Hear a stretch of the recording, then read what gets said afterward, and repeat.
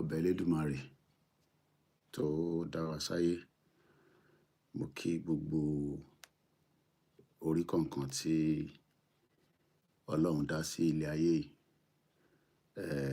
Látara bẹ́ẹ̀, mo kí ìyá tó bí mi lọ́mọ. Kí ọba Elédùmarè kí ó wọlá ọjọ́ ẹní, kó bá mi foríjì, kó bá mi tẹ̀ sí afẹ́fẹ́ rẹ̀. Gbogbo àṣìṣe kó bá mi parẹ́, kó wá dúró ti mọ̀lẹ́bí tó fi sílẹ̀ àti gbogbo ohun tí ó fi sílẹ̀ kó tó jáde sáyé. Mo ń tara bẹ́ẹ̀, mo kí bàbá tó bí mi náà, k'Ọlọ́run bá mi tẹ́ ọ̀nà sáfẹ́fẹ́ rẹ̀. Ó wá lọ bẹ́ẹ̀, ó kí gbogbo òkú tó ti lọ, nítorí pé àwáyé má lọ kan ò sí, àfi tá bá ń parọ́ fúnra wa. Ìgbà tó lúkálukú dẹ̀ máa lọ, ọ̀tọ̀ọ̀tọ̀ ni. Ìgbà tèmi máa lọ, ìgbà tẹ́yin máa lọ, kò sẹ́ni tó mọ̀. A kò lè máa gbìyànjú náà ni. Gbogbo ìgbà kí ìgbà tá bá máa wá lò ní ilé ayé, kò sí nǹkan tí ó gbọ́dọ̀ máa dẹ́rù bà wá nípa sísọ. Lóòótọ́, ìmọ̀ èyí tí èèyàn máa ń wá lọ káàkiri ni. Ìmọ̀ ò dẹ̀ pín sójú kan. Àwọn kan á dẹ̀ ní sọ̀rọ̀sọ̀rọ̀ kó ṣọ́rọ̀ sọ fáwọn tó mọ̀ gbọ́. Èyí tí mo tún máa sọ lálẹ́ yìí kò ń ṣe fún gbogbo èèyàn. Fẹ́ni tí ó bá ní làákàyè láti lè gbọ́ náà ni. Torí pé ohun tó ń lọ lágbàáyé, kò ń ṣe nǹkan kékeré. Ohun tí a dẹ̀ ń bẹ Ọlọ́run fún náà ni pé kó túbọ̀ máa fi ìṣọ́ ẹ̀ àti ààbò ẹ̀ láwa sọ̀rọ̀sọ̀rọ̀. Orúkọ mi ò tí ì yí padà. Ọláyọmí Kóìkì, tí gbogbo yín mọ̀ sí Koikimedia. Mo kí wa pé ká tún kábọ̀ lẹ́ẹ̀kan sí orí ìkànnì wa. Ká ṣe ní kíákíá torí àsìkò, torí pé ìlú tèmi ń bẹ, aago kan ó kọjá ìṣẹ́jú mẹ́wàá, ó ti di ọ̀gànjọ́ òru. So ìwọ̀nba tí agbára bá lè ṣe náà ni a máa ṣe. Mo wá lọ bẹ́ẹ̀, mo kí gbogbo wa. Ká wọnú ètò náà lọ díẹ̀díẹ̀ bí mo ṣe sọ torí àsìkò. Bí ẹ bá ṣe wá ń wọlé, kò ń ṣe dandan. Ibi báyìí, ohun tí a bá fẹ́ sọ tó bá tẹ́ yín lọ́rùn, oríṣiríṣi ọ̀rọ̀ ni ó wà lórí social media. But tí ohun tí a bá fẹ́ sọ bá wá tó bá máa tẹ́ yín lọ́rùn, ẹ lè jókòó kẹ́ gbọ́. Kò ń ṣe gbogbo ìbéèrè la máa fèsì sí. Kò ń ṣe gbogbo ìdáhùn yín la gbọ́dọ̀ dá yín lóhùn. Fẹ́yìn tí ẹ bá ń béèrè ọ̀pọ̀lọpọ̀ ọ̀rọ̀. Àwọn ọ̀rọ̀ kan wà kò ṣe dáhùn, bẹ́ẹ̀ làwọn kan ṣe dáhùn.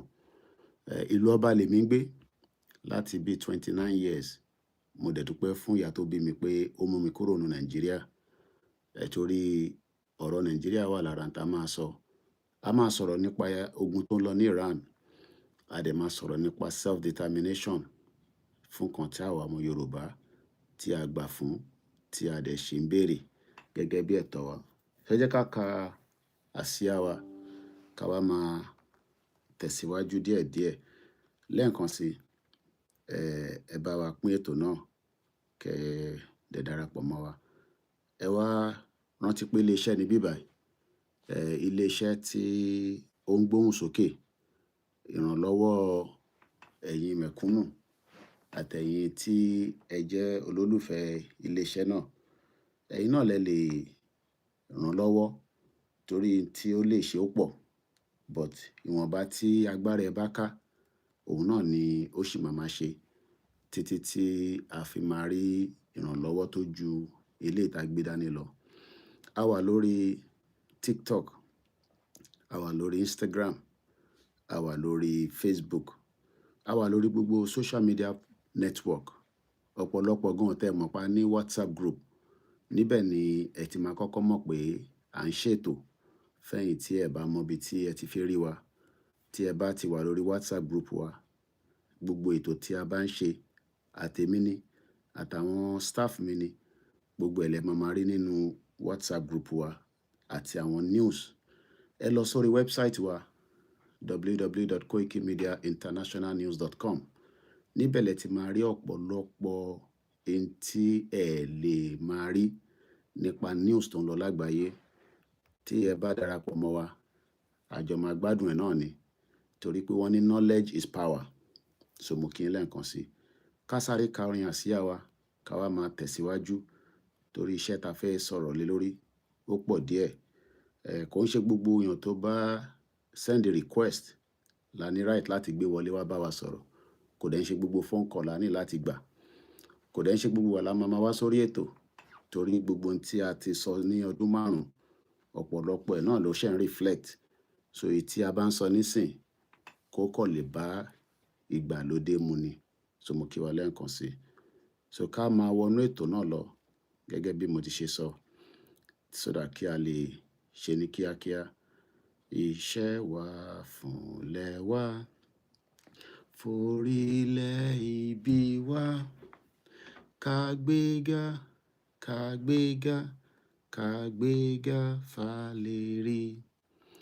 Ìgbàgbọ́ wa ni pé bá ti bẹ̀rù làbọ̀ mọ́, ká ṣiṣẹ́, ká ṣiṣẹ́, ká ṣiṣẹ́, ká jọlá.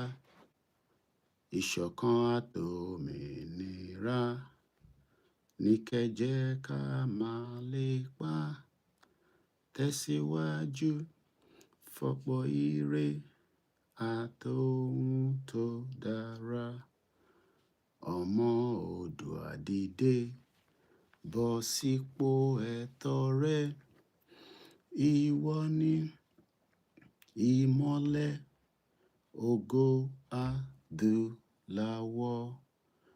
Àwa ni ìmọ́lẹ̀ ògo adúláwọ̀. Tó, mo kẹ́yìn tí ẹ ti wọlé gẹ́gẹ́ bí ìṣe wa níbí báyìí. Mo kí yín pé ẹ káàbọ̀ sí orí ìkànnì wa Koikimedia live. Ọ̀pọ̀lọpọ̀ nǹkan ló ń lọ depending on ìtẹ́yìn bá ń gbọ́, torí social media is a big platform and there are billions and billions of information that circulates. So ibi tí ẹ bá já sí, it might be of benefit, and sometimes it might not really mean anything to you. So sometimes we might be lucky that you might join a platform and you might gain one or two things from that platform. And sometimes you might join a platform and you probably won't gain anything, depending on what you're looking for. We're all looking for different things in life. And what we are looking for are all different.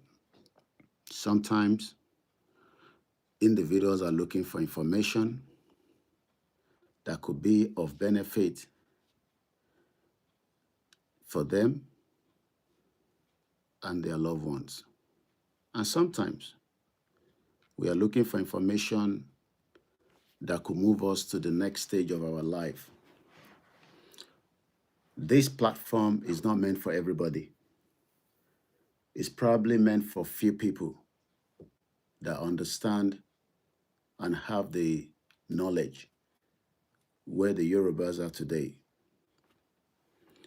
The Yorubas, according to many people, have different meanings.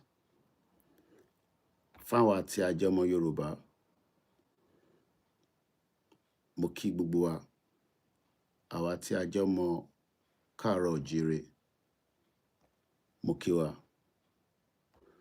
Mo kí wa ní kíkí ọlá, mo dẹ̀ kí wa ní kíkí àlàáfíà. Àlàáfíà á jọba lórí wa.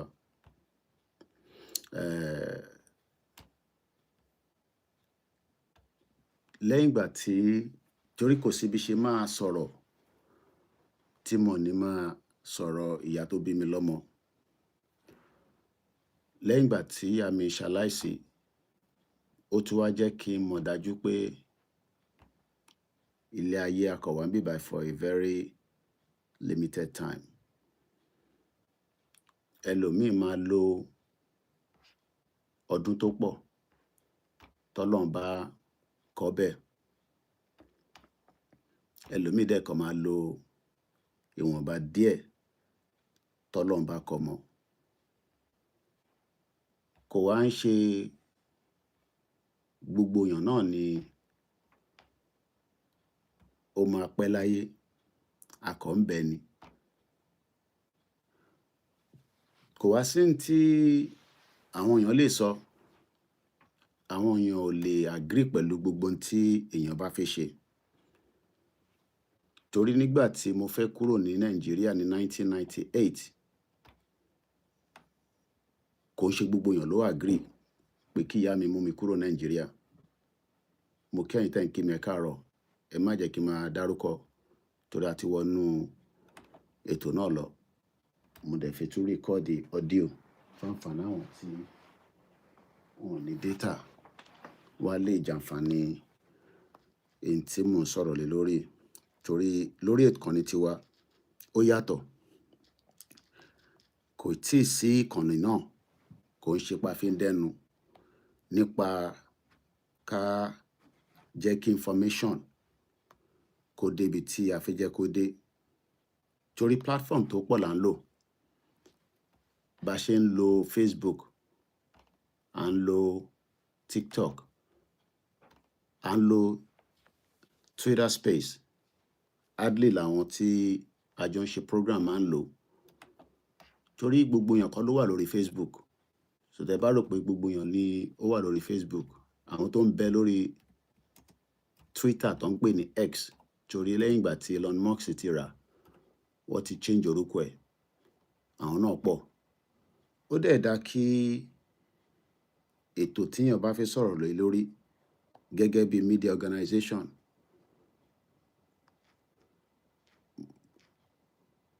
Koikimedia bringing the world closer to your doorstep. Èní ní 27 March 2026, 20 minutes past 1. Ó dá káwọn èèyàn láǹfààní àti gbọ́ lóríṣiríṣi ibi tí ó bá convenient fún wọn. A wà lórí Instagram, a dẹ̀ wà ní other platform bí mo ṣe sọ. Mo ní nígbà tí màmá mi fi mú mi kúrò ní Nàìjíríà, k'Ọlọ́run bá mi fọ̀run kẹ́, kó tẹ́ sáfẹ́fẹ́ rẹ̀. Kò ń ṣe gbogbo èèyàn ló agree. Àwọn wo ni kò agree? Ó ṣeéṣe kó jẹ́ àwọn tí ó jẹ́ mọ̀lẹ́bí. Kódà nígbà tí òun náà fẹ́ kúrò Nàìjíríà, my mother left Nigeria in 1992. Farabalẹ̀, kò ń ṣe gbogbo platform ló máa lọ. Torí púpọ̀ nínú wa, àgbọ́yé nǹkan ò yé wa. Kí ni ìdí tí Alhaja, ìyá tó bí Koikimedia, kí ni reason tó ṣe kúrò Nàìjíríà ní 1992? Kò ń ṣe tí máa sọ kó tó di pé ìyá mi ṣaláìsí fáwọn tó ń tẹ̀lé mi dáadáa. But lénìí nísìn, after 29 years tèmi náà ti kúrò Nàìjíríà, àwọn kan ṣì máa tún question pé come back home, which is right. Wọ́n dẹ̀ ní ilé ọmọ ẹ bá ń parí ẹ̀, kì í ṣe kí ni, kò gbọdọ̀ dẹ́rù bà wá. Bọ́lọ́run ṣe kọ́, àwa kan máa jẹ́ n tán pè ní diaspora lénìí. Wá ọ̀sẹ́yìn kan máa jẹ́ ibi tí ẹ wà ní Nàìjíríà. Diaspora are the key in any country around the world. Èmi dẹ̀ máa ń like kí n reference fáwọn kan tí a bá ń sọ ní bíbá. Ẹ jẹ́ ká kọ́kọ́ lọ wo the meaning of diaspora. Let's first look at the meaning of the word tá bá sọ pé diaspora. according to the AI overview. What is the meaning? Kí ni wọ́n ń pè ní diaspora? Tá bá sọ pé diaspora, spelled D-I-A-S-P-O-R-A. diaspora, The diaspora, or spread of people, àwọn ènìyàn, àwọn ọmọ ẹ̀dá ènìyàn. Ilé ayé tá wà yìí, èyí táwa mọ̀ làwa ríra wa yìí. Nígbà tí mo jáde lọ, mo ń bá èèyàn kan wà lórí fóònù. Mo wá ń wo àgbáyé, mo ń wò lókè láti inú mọ́tò tí mo jókòó sí. Mo á ní ṣáwa nìkan la wà nílé ayé yìí ṣá. Ṣáwa nìkan ni ẹ̀dá tí ọba Elédùmarè dá sáyé. Ṣó possible pé àwa nìkan, èmi àtẹ̀yin báyìí, tá a rí jọ ń ríra wa, lóòótọ́ orí screen lẹ ti ń rí mi. Ṣáwa, ẹ bá mi dáhùn nínú comment section. Ṣáwa nìkan ni èèyàn tọ́lọ́run dá. Tó bá bi ẹ̀yin ìyá mi, ẹ̀yin ẹ̀gbọ́n mi, ẹ̀yin àbúrò mi tá jọ ń wòra wa báyìí. Ṣó possible pé àwa nìkan ni Ọlọ́run dá sáyé? Kò dá nǹkan kan míì. Tó bá tẹ̀ wá dá nǹkan kan, a mọ̀ pé ó dá ẹranko, ó dá àǹjọ̀nú, gẹ́gẹ́ bí a ti ṣe gbọ́. But the planet that we are living today, are we the only humans? Diaspora, a spread of people. So, àwọn ọmọ Oòduà, àwọn ọmọ káàárọ̀ oòjíire kan wà tí a ti wà lára tó ń pè ní diaspora. Nítorí pé kí ni? People from their original homeland láti Nàìjíríà. Kò dẹ̀ sí nǹkan kan tó ń jẹ́ Nàìjíríà. Gbogbo word yẹn tá bá kà láàárọ̀ yìí. The word Nigeria, N-I-G-E-R-I-A, tá bá kà ní nọ́mbà 1, 2, 3, 4, 5, 6, 7, is a coined word given to us in 1914. Gbogbo orúkọ tá à ń pè Nàìjíríà lénìí, the existence of that word, orúkọ yẹn lénìí, was given by Britain in 1914. But prior before 1914, ni diaspora ti wà. Nítorí pé ìtàn jẹ́ ká mọ̀ pé as far back as the 9th, the 10th, and many centuries, a ti ń lọ káàkiri àgbáyé. So kò lè jẹ́ mi ní máa kọ́kọ́ jẹ́ diaspora. Kò dẹ̀ lè jẹ́ màmá tó bí mi lọ́mọ lòun náà máa kọ́kọ́ jẹ́ diaspora, because tí a bá padà sínú word yẹn tá à ń pè ní diaspora, a ti sọ fáwọn èèyàn wa pé these are people that left their country and now travel, or we can use the word migrated to another country. It could even be as ẹni tó kúrò ní Nigeria tó lọ ń gbé ní Togo is a diaspora.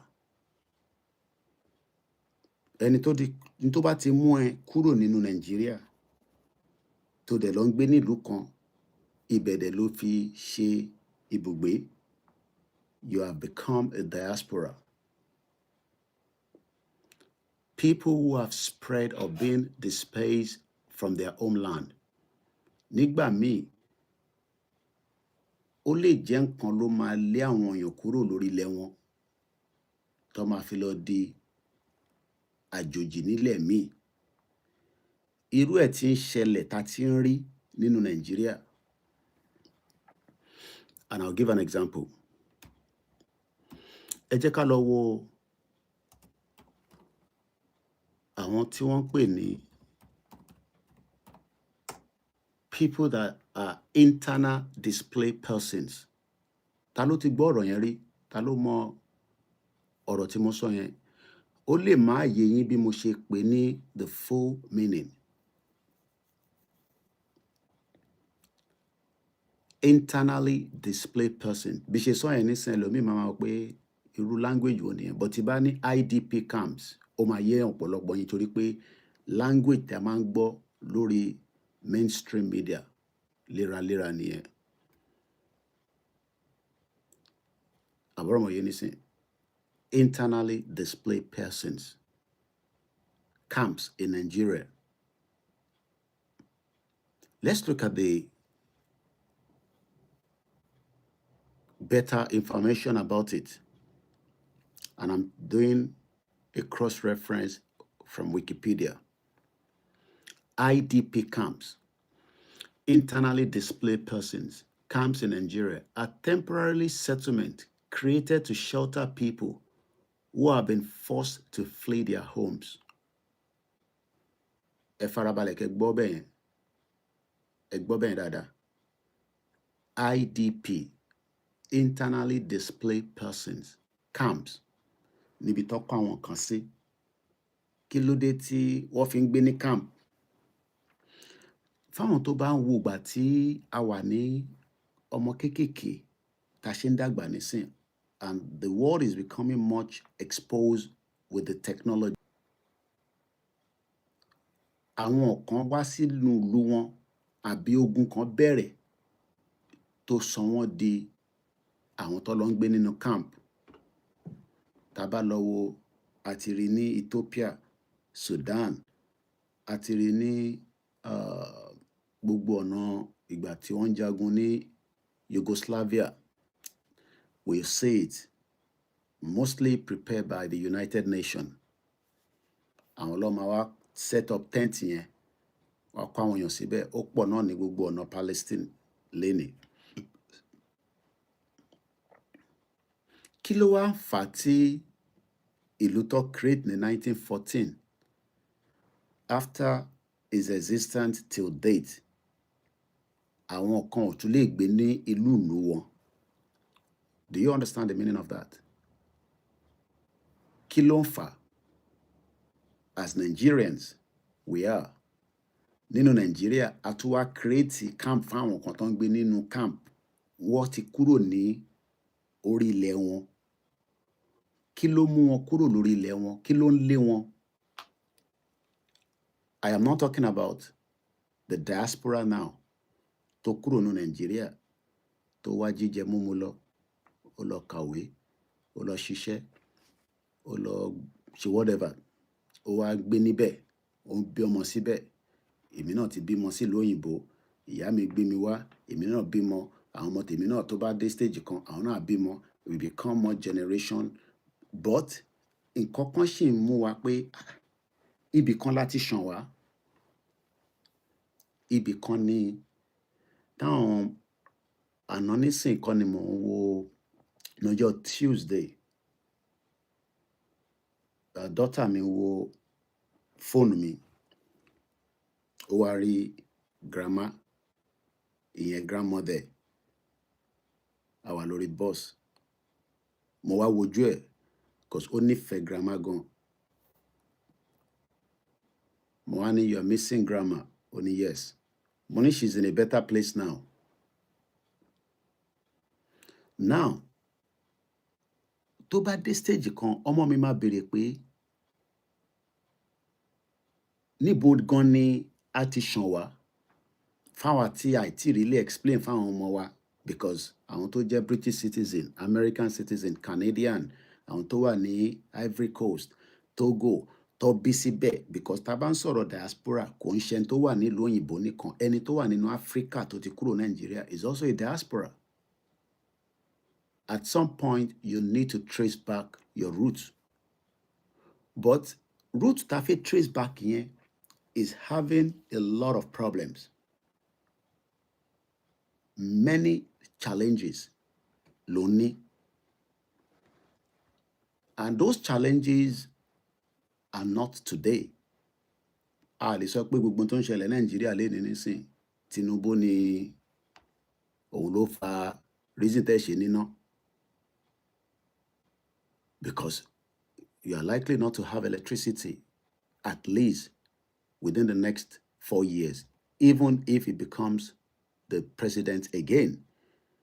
Because there are multiple challenges for reason tẹ́ ṣe níná, because time tó yẹ kó ṣe infrastructure development láti 1960 nígbà tí n tó ń pè ní ṣìgìdì owó ń bẹ nínú Nàìjíríà tó dẹ̀ ṣì wà, they refuse to put those infrastructure in place.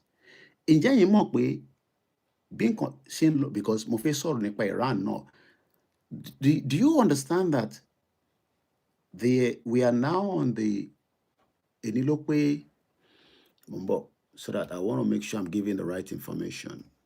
How many days into the war in Iran?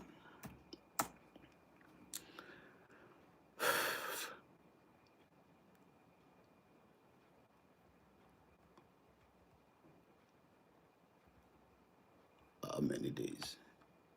We are now approximately 21 days. I hope I'm right with that. Somebody said 19 days. Let's just double check. Ogun yẹn bẹ̀rẹ̀ on the 28th. Ogun yẹn bẹ̀rẹ̀. Ogun Iran at America yẹn started on the 28th. Tabade ka èní ní 27. Tó bá máa fi pé ọ̀la, ó máa pé oṣù kan. I hope you're getting the message. Now, ibi tí mo fẹ́ lọ gangan kọ́ nìyẹn. But do you understand that in 28 days, or let's say 21 days of the war, bí Iran ṣe ń jagun yẹn, ṣe mọ̀ pé wọ́n ṣì níná?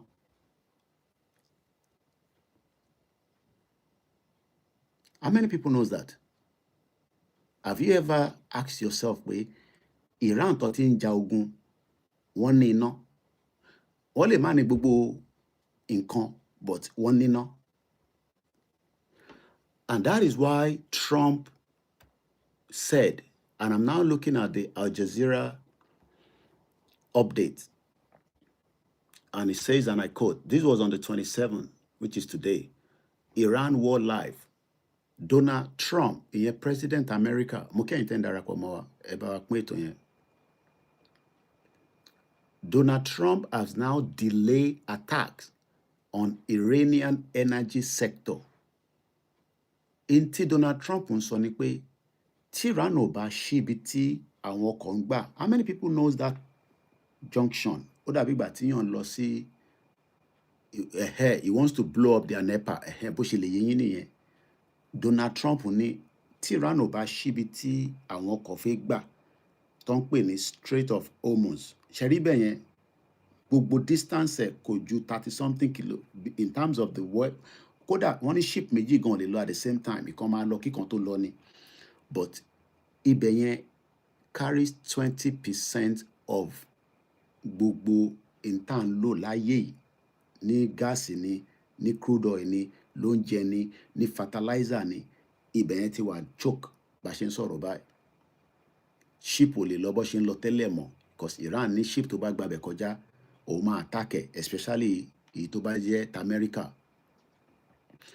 But Donald Trump náà òun máa dáná sun gbogbo NEPA America. Now, let's come back to Nigeria. Mo gbọ́ tí Minister for Power tí wọ́n sọ̀rọ̀ láìpẹ́ yìí. Mo fẹ́ wò bóyá mo lè pick audio yẹn fáǹfààní àwọn èèyàn wa. Mo kí yín bẹ́ẹ̀ ṣe ń darapọ̀ mọ́ wa. iPad mom sí mi lélẹ̀, èmi ni mo gbà á nígbà tí mo sọ fáwọn ẹ̀gbọ́n mi pé ẹ jẹ́ kí èmi mú iPad yìí kí n lè máa rí ojú ìyá mi ní gbogbo ìgbà. And there is nothing more than sharing knowledge. Èèyàn máa ń wá káàkiri ni. At age 70 ni ìyá mi padà lọ sí university. Award nígbà tó graduate, òun ló ń wò lẹ́yìn yẹn. That is my beloved late mother. Nígbà tí ó ṣaláìsí, kó tó ṣaláìsí rather, at 70 plus, she returned back to university. Ó lọ kàwé sí. Mẹ́tẹ̀ ń dé pẹ̀lú. Ní gbogbo mídíà, mo yàtọ̀. Mo lè fọwọ́ ẹ̀. Mo fi kàn ṣe pé mo fi proud. Torí in tí ìyá ẹ̀ tó initiate sí mi lára. Nígbà tí ìyá mi ṣe sísí lélẹ̀, àwọn náà ti ṣọ̀dọ̀ rí. Kọ́lọ́run túbọ̀ bá ń fọ̀run kẹ́ sórí. Alájà Koiki, òun ló wò yẹn. Ibẹ̀ kan mo fẹ́ lò. Ẹ jẹ́ ká sáré lọ sọ́dọ̀ Minister for Power. Ká lọ wo kí ló ń fà á àti pé kí ni bàbá yẹn sọ recently. Minister of Power, Nigeria.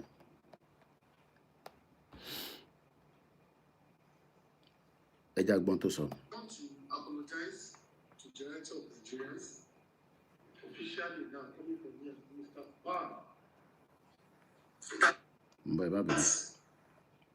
We want to apologize to the generality of Nigerians, officially now coming from here, Mr. Kwara, that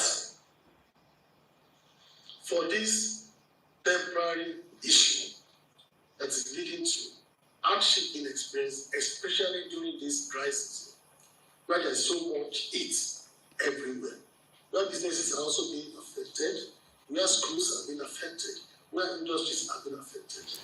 It's not our wish. Let me pause that part. Where industries are being affected. When we talk about industry, it could be as simple as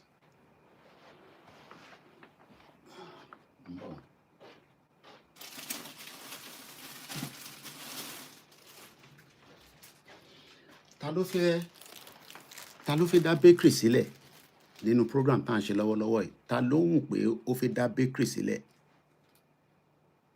Ta lẹni tó máa wù pé bí á lọ́la ọdún kan nísìn èmi náà fẹ́ dá bakery sílẹ̀ ká máa ṣe búrẹ́dì, torí oúnjẹ tíyàn gbọ́dọ̀ máa jẹ náà ni búrẹ́dì.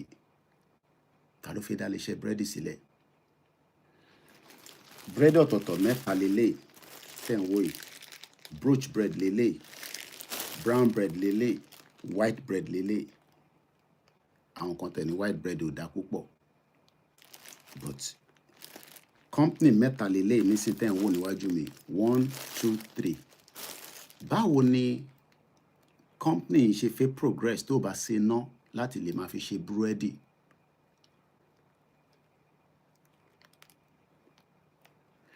Ṣé President Bola Tinubu ni kò jẹ́ ká níná? I'm sure many of you will say yes, just for argument's sake, because ó promise wa pé a máa níná, pa dẹ̀ máa lè flourish. Why tí President Tinubu ò fún wa níná after 4 years? Because bá ṣe ń sọ̀rọ̀ nísìn, ẹ dẹ̀ bá wa support Koikimedia. Àwọn ọmọ mi ti jí, mo rò pé ó sùn tẹ́lẹ̀ ni, because iṣẹ́ tiẹ̀ tó ń gbà nìyẹn. Tá bá ti ń ṣètò kó bá wa fi, dẹ̀ bá mi lọ fi sí gbogbo àwọn platforms wa náà, torí mo pójú kan ló fi sí, lọ sórí YouTube, kò kọ́tẹ̀, kò fi sínú ẹ̀, lọ sórí gbogbo platform, a wà lórí Facebook, Koikimedia Odùduwà, kó wá padà sórí ibi tí o ti ń wò, mo kí ẹ. President Bola Ahmed Tinubu promised electricity, but he has failed to deliver. Ṣé torí ẹ̀ àwa ní in tí a fẹ́ gbà lọ́wọ́ ẹ̀ gẹ́gẹ́ bí security, torí a máa gba security lọ́wọ́ ẹ̀ láti protect ilẹ̀ Yorùbá? Does that mean we will not criticize or we will not call his government to questioning? Mo ti fẹ́ ká deviate too much. mo fẹ́ padà sórí diaspora. Mo kí gbogbo ẹ̀yin ìyá tẹ́tí ń wọlé, mo kẹ́yìn tẹ́ wà lẹ́nu iṣẹ́ late night. Iṣẹ́ kan lèmi náà ń ṣe lọ́wọ́lọ́wọ́ yìí, torí kò easy. Mo ti sùn tẹ́lẹ̀ látago 7 ni mo ti sùn kí n tó wá ṣẹ̀ jí nísìn, so mo ní strength there. Kò ń ṣe pé mi náà kì í sùn, kò sẹ́dá kan tó wà láyé tó ní sùn. Bó mo fẹ́ káì tí deviate because mo ń bá ọ̀rọ̀ kan bọ̀. Mo kàn fẹ́ mú ọ̀rọ̀ iná yẹn wá fáǹfààní àwọn tí kò mọ̀ pé ogun tó ń jà lọ́wọ́lọ́wọ́ ní Iran tó ti destroy Inter-America tí Israel ti bàjẹ́ níbẹ̀ yẹn kò ń ṣe kékeré. Á take one another 20 years kó tó lè tún padà sókè láti rebuild. But for decades, tá bá sọ pé decades 10 years ló ń pè bẹ́ẹ̀ 1 2 3 4 5 6 7 8 9 10 èmi ti lò 2 decades. Ó máa pé 3 decades ní September tí mo dé UK. Ó máa pé 30 years tèmi náà ti wọ UK. In 30 years, kí ló dé tá à níná ní Nàìjíríà? In 30 years, why have we not have full electricity 24/7 and we are paying for it? In 30 years, why have things not worked? Kí ló fà? Negligence, bad government, bad people, corruption, military coup, people that don't have humanity for their citizen. So, that means pé ó yẹ kí n máa dúpẹ́ lọ́wọ́ Alájà pé ó mú mi escape ìyá yìí. Ó mú mi sá kúrò Nàìjíríà ní 30 years ago. Ó máa pé 30 years tí mo wọ London ní 1998. Mo mọ date tí mo dé Gosef. Gatwick Airport ni mo gbà wọlé. Ṣé nísìn màá wá ní President Tinubu ni ó destroy Nigeria in 30 years.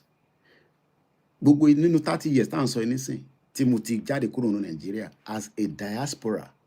Ṣé rántí pé mo ti sọ meaning diaspora fún yín? Ṣé kí n tún sọ? Mo sọ meaning lẹ́ẹ̀kan fẹ́ni tó bá ń tẹ̀lé wa. Mo ní diaspora, DIASPOR. Èmi máa ń try kí nǹkan kó yé wa torí òyìnbó ó difficult fáwọn tó bá gbọ́. Mo ní the word diaspora, the dispersion of spread of people from their original homeland. Ó ṣe mo rí, ó ti jù síbẹ̀. Àwọn tó kúrò níbì kan tó lọ síbì kan tó lọ ń gbé níbẹ̀ ló ń pè ní diaspora. People who spread or been displaced from their homeland. Ibi tá ti yọ̀rọ̀ IDP nìyẹn. Tẹ́ bá rántí. People who are displaced. How can a citizen of a Federal Republic of Nigeria is living in camp? Let's leave politics. Let's show normal.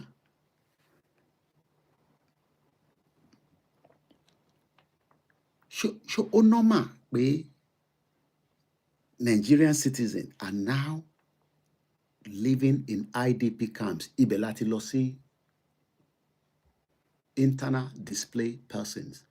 Mo ò ká tán lẹ́ẹ̀kan because mo tún shift there, but mo fẹ́ padà sórí ẹ̀. Is it likely that tá a bá wà careful, mo ò pray pé kó rí bẹ́ẹ̀? O agree pẹ̀lú olóyè, o agree pẹ̀lú ẹ̀, o agree kí Nàìjíríà kó pín, o agree kó pín. Ẹ fẹ́ regional government, ẹ fẹ́ regional government, ẹ fẹ́ state police, ẹ fẹ́ state police. Tinubu wà níbẹ̀, kò ní sí níbẹ̀ mọ́. Because èmi ò gbàdúrà ikú fún Tinubu lọ́wọ́lọ́wọ́ yìí. Kódà bẹ́ẹ̀ mi ṣe rí ikú tó torí mo rí. Bẹ́ẹ̀ ni mo rí. Because mo wà pẹ̀lú ìyá mi tó fi kú. Mo mọ iye ọjọ́ tí mo lò pẹ̀lú ẹ̀ ní hospital. Dignity. Because ó kú ikú tó dání. Bó mo wà níbẹ̀ kò ṣe pọ́ sọ fún mi. Mo rí bí ẹ̀mí ṣe jáde lára ẹ̀. Kò sí nǹkan kan tẹ́nìkan wá lè sọ fún mi. Ẹ̀mí máa jáde lára gbogbo wa. Ìgbà tó máa jáde yẹn la mọ̀. Ǹjẹ́ o mọ̀? Ǹjẹ́ o gbọ́? Tó o bá wà lórí platform yìí, o lè mọ tó ń lọ lágbàáyé. Kò ń ṣe pé. Do you know that there were 35 people tó já sínú omi ní Bangladesh? Ẹ̀mí kan jáde lára àwọn yẹn náà. Bus, odidi bus, pẹ̀lú àwọn èrò nínú ẹ̀, kó dẹ̀ wọnú omi lọ. Àwọn kan survive. Ọjọ́ wọn tí pé àwọn kan survive. Òkú ló gbé jáde. Àtọmọ kékeré àtàgbàlagbà. So ta ló wá lè máa sọ nísìn pé ẹni tó wà níbẹ̀ nísìn àbáwọn tó ń ṣèjọba nísìn, ilé ayé a máa wá a máa lọ ni. Àmọ́ ká gbìyànjú ká ṣe ìwọ̀nba tí ọgbọ́n orí wa tó ní ká ṣe. Ṣé self determination àfẹ́gbà Yorùbá nation ó gbọ́dọ̀ mú jáde ní? Kódà èèyàn kan tún sọ fún mi pé Koiki àbó ọmọ tó ń lọ ni. Èmi náà ni journalist tó gbà ní Amẹ́ríkà, ní Colombia, plane crash ní Colombia. Ọmọ Ọlọ́run tóbi lọ́ba. Ṣé Ọlọ́run tá à ń sìn? Má wá pè ní ìwọ nìkan ló ń sin Ọlọ́run, ìwọ nìkan ló mọ Ọlọ́run sìn. Àwọn tó ń ṣe babaláwo àwọn ń sìn. Jésù Kristi ń sìn. Àfáà ń sìn. Àwọn kan tẹ̀ tó wá lò yẹn Buddhist. Mo ń bá colleague mi kan sọ̀rọ̀ láìpẹ́. Friday ọ̀la yìí ó máa travel lọ Birmingham. Ó wá náà gbọ́dọ̀ tètè dé níjọ́ Sunday. Mo ní ṣé kò sí? Hindu lòun. Wà wá sọ pé Allah akúbá tiẹ̀ nísìn, òun ló máa gba tiẹ̀ lẹ̀. You dey joke. Wà á kọ́ parẹ́ nítorí ẹ̀sìn. Wà á kọ́ parẹ́ dànù. Èyí tí wọ́n mọ̀ ni kò mọ̀.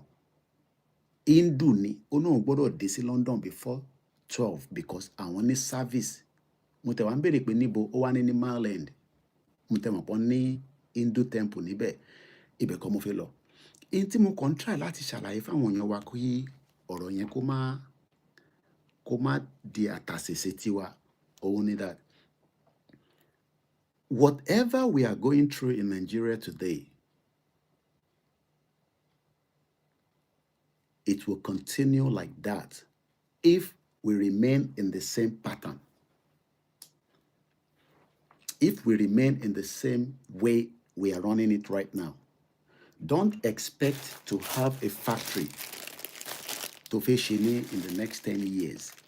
Gbọ́ mi dáadáa. Ìwọ tó ń wò mí, in tó bá wọ̀n ẹni kò sọ sírò àwa. Ìyá tó bí mi lọ́mọ, k'Ọlọ́run bá fọ̀run kẹ́. Kí ìyà má bàá jẹ mí. Kí ìṣẹ́ má bàá mú mi. Bí ṣe ń bẹ sọ̀rọ̀ yìí, in the last 1 hour, mo ti send close to 60 pounds sílé. Yes. Almost 60 pounds. Mo ní proof o. 60 pounds yẹn ọ̀nà méjì ló lọ. Ọ̀nà méjì ló lọ. Mo send owó sí staff mi kan because àti jẹ ní salary ti last month tá a san fún. Mo send owó sí. Mo dẹ̀ send 30,000 naira kó fi ṣe internet. Mo wá send another 50,000 sí family mi kan fún welfare. So ṣé bá ṣe máa bá lọ nìyẹn as diaspora. Àwa ní remittance sẹ́yìn tí ẹ wà nílé látara ìlú tó ṣiṣẹ́.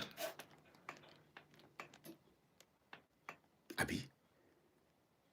And you think it can continue like that?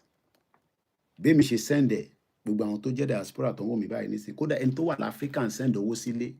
Bẹ́ẹ̀ ni ẹ̀yin tẹ́ wà ní Libya, k'Ọlọ́run bá ń fọ̀run kẹ́yìn. K'Ọlọ́run bá wà pẹ̀lú yín, kò ṣe k'Ọlọ́run bá ń fọ̀run kẹ́yìn torí ẹ̀ tí kò ẹ má bínú. Àyí sọ̀rọ̀ ni. How can somebody be in Libya ó dẹ̀ ń send owó sí family ẹ̀ ní Ìbàdàn, ní Ìjẹ̀bú, l'Ékòó? Kódà lórí ètò yìí in the last 5 years, a gbọ́ táwọn tó ń gbé ní Libya ní àwọn ti kọ́ bungalow sí Nàìjíríà. So tó bá wọ̀n ẹ́, ọ̀rọ̀ tó bá wọ̀n ẹ́ ni kò sọ sí mi. Ibẹ̀ kọ́ la fi lọ torí àbára wa jà. But òdodo ọ̀rọ̀ kò ní kọ́ má sọ̀hún. Kò mí pé torí olóyè fẹ́ gba nǹkan lọ́wọ́ Tinubu ká má sọ òdodo ọ̀rọ̀. Àmọ́ àwa ò ní bu torí ìyá tó bí mi lọ́mọ kó tó ṣaláìsí, ó ní ò gbọ́dọ̀ sọ̀rọ̀ sí Tinubu, ó gbọ́dọ̀ bu. So kò wá ń ṣe pé nísìn la ṣe máa wá ní àní bú Tinubu. But ṣé Tinubu lè fix Nàìjíríà? Even if we give him another 10 years, kó bá wa ṣe ná, ká lè rí iléeṣẹ́ búrẹ́dì, kàdé lè sọ pé kò ní sí IDP camp. Ẹ jẹ́ ká padà sórí IDP camp. Let's go back to it. Mo kẹ́yìn tẹ́ wà lórí ìjókòó kò easy. Èèyàn kan ní we pray God should intervene. Àwa tá believe in God ńkọ́. Okay. But we pray. Torí mi believe in God. But God tí mo kàn believe in ó lè yàtọ̀ sí God tiẹ̀. Kò mo believe nínú Hindu, mo believe nínú Buddhist. Mo believe nínú nǹkan tó jẹ́ ìṣẹ̀dá tí ọbẹ̀. Ẹ mọ̀ pé mo sọ látẹ̀ nǹkan nígbà tí mo bẹ̀rẹ̀. Mo nígbà tí mò ń wo space, mo ń wo ayé lókè lọ́hùn. Mo á ní ṣáwa nìkan la wà nílé ayé yìí. Kò ń ṣáwa nìkan. Please power tap. Ẹ fún wa ní gift. Mo ní àsanwó staff wa kan, àsan salary ẹ̀ pé ní last month. Month náà tuntun tó fẹ́ pé nísìn. Kò easy fẹ́ni tó ní staff tó pọ̀. A dẹ̀ fẹ́ expand. But let's go back to IDP camp. Mo kẹ́yìn tí ẹ wà lẹ́nu iṣẹ́, àtẹ̀yìn tẹ́ ṣiṣẹ́, àtẹ̀yìn tẹ́ gba day off, àtẹ̀yìn tẹ́ máa ṣiṣẹ́ láàárọ̀ ọ̀la. Ó pẹ́ ju aago 3 a máa parí ẹ̀. Ẹ má sá lọ. Mo mọ̀ pé data wọn Nàìjíríà. Mo kẹ́yìn tẹ́ wà lórí Twitter space. Why do we have IDP camp? A máa gbọ́ reason ẹ̀ nísìn. Internal displaced persons, known as IDP camps in Nigeria, are temporarily settlements created to shelter people who have been forced to flee their homes. A máa ti ń rí ní Kwara báyìí, àwọn èèyàn máa ti ń sá kúrò nílé wọn. Ẹ ṣé gan-an gifters. Kò ní tán bẹ́ẹ̀. How many people knows that people in Kwara are running away from their home? And that means that they will have to be resettled somewhere. It could be anywhere in Yorùbáland or anywhere in Nigeria, but inside the camp, wọn ní gbé ilé bí bó ṣe ń gbé tẹ́lẹ̀ mọ́. Even if those houses tó ń gbé yẹn kò tẹ́ wa lọ́rùn, because majority ilé tẹ́ ń gbé Nigeria is substandard. Really, really substandard. Mo kẹ́yìn yẹn wá. But displacement in Nigeria has grown immensely. Àwọn òyìnbó yẹn ti pọ̀ jù. Tá bá lọ́wọ́, wọ́n ní it has grown immensely. Pé growing yẹn, speed tó fi ń grow, ẹ ṣé gan, Kúnlé Bakers, tóun bá ti wọlé mo máa ń mọ̀. Torí ó máa ń ju owó sí wa. Gbogbo ẹ̀yin tẹ́ ń dá sínú iléeṣẹ́ Koikimedia, àpò yóò lè gbẹ. It is ethical láti béèrè owó. It is not compulsory to give. Owó tẹ́ ń dá, owó iléeṣẹ́ Koikimedia ni. Pé ká fi ràn wá lọ́wọ́, ká lè máa fi báṣẹ́ lọ. The word immensely. IMMENSALE, to great extent, ó ti wà extremed. That means pé rather than decrease, it is growing. Kí ló dé tí Tinubu ò lè takulẹ̀, ìyẹn President Bola Tinubu, tó lè tackle these displacements? Because he has been in power as well for 3 years. Mo ti mú sector bíi mẹ́ta jáde, a ti sọ̀rọ̀ nípa power, à ń sọ̀rọ̀ nípa security nísìn. A ti sọ̀rọ̀ nípa healthcare, education. So we have a country called Nigeria. Gbogbo letter word Nigeria, mo sọ lẹ́ẹ̀kan, is 7 numbers. NIGERI, 1, 2, 3, 4, 5, 6, 7 words in numbers. Displacement in Nigeria has grown immensely over the past few decades. That means pé Koiki, wọ́n ti kúrò nílé láti 30 years. In 30 years tó ti kúrò nílé yẹn, àwọn èèyàn náà ti kúrò nínú ilé wọn, inú community wọn, wọ́n ti ń gbé nínú camp. How many people knows that? That láti 1998 èmi ti kúrò Nigeria, àwọn kan ti ń gbé nínú camp tó ti padà sínú ilé wọn. Gbogbo ọ̀nà Màdúgùrí, gbogbo ọ̀nà north yẹn, àwọn Fúlàní ti gbà mọ́ wọn lọ́wọ́ tán. Wọ́n wá ń bọ̀ nísàlẹ̀ díẹ̀díẹ̀.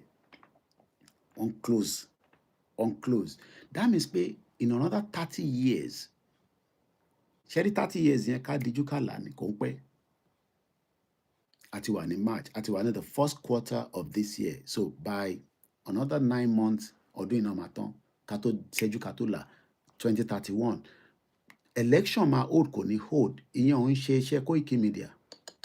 Nah, o expect pé kí n sọ fáwọn èèyàn ó yá ká lọ dà lóru yá ká ṣe gídígbò gídígbò. Èmi Ọláyọmí Kóìkì níbi tí làákàyè mi dé nísìn. Nah. Election máa hold kò ní hold ní Nàìjíríà is not my problem. It's no longer my problem.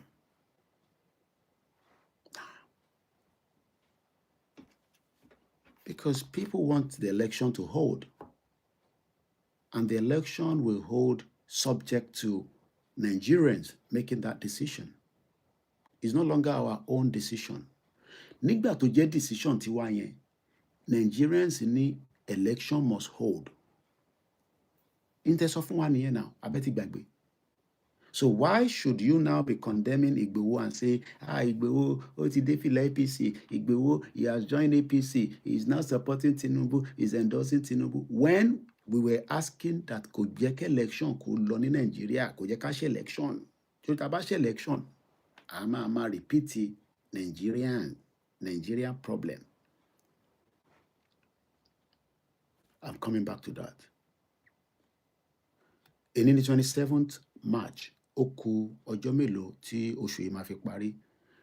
Èmi àti ẹ wọ̀ ní wàwátì nínú oṣù táwa yìí. Ó ní ju ẹni tó ń wá wọ̀ ní jí ẹ gbé. Hey, plane kan ń bọ̀ láti Canada nígbà tó dá Amẹ́ríkà ló lọ kọlu fire truck. Mẹ́wàá ń ṣẹlẹ̀ lágbàáyé kò ń ṣe Nàìjíríà nìkan. Odindi plane táwọn pilot ti ń gbé bọ̀ tí wàhálà ò sí lókè. Tíyàn bá wà nù plane, Ọlọ́run á jẹ́ kí wọn náà lè travel.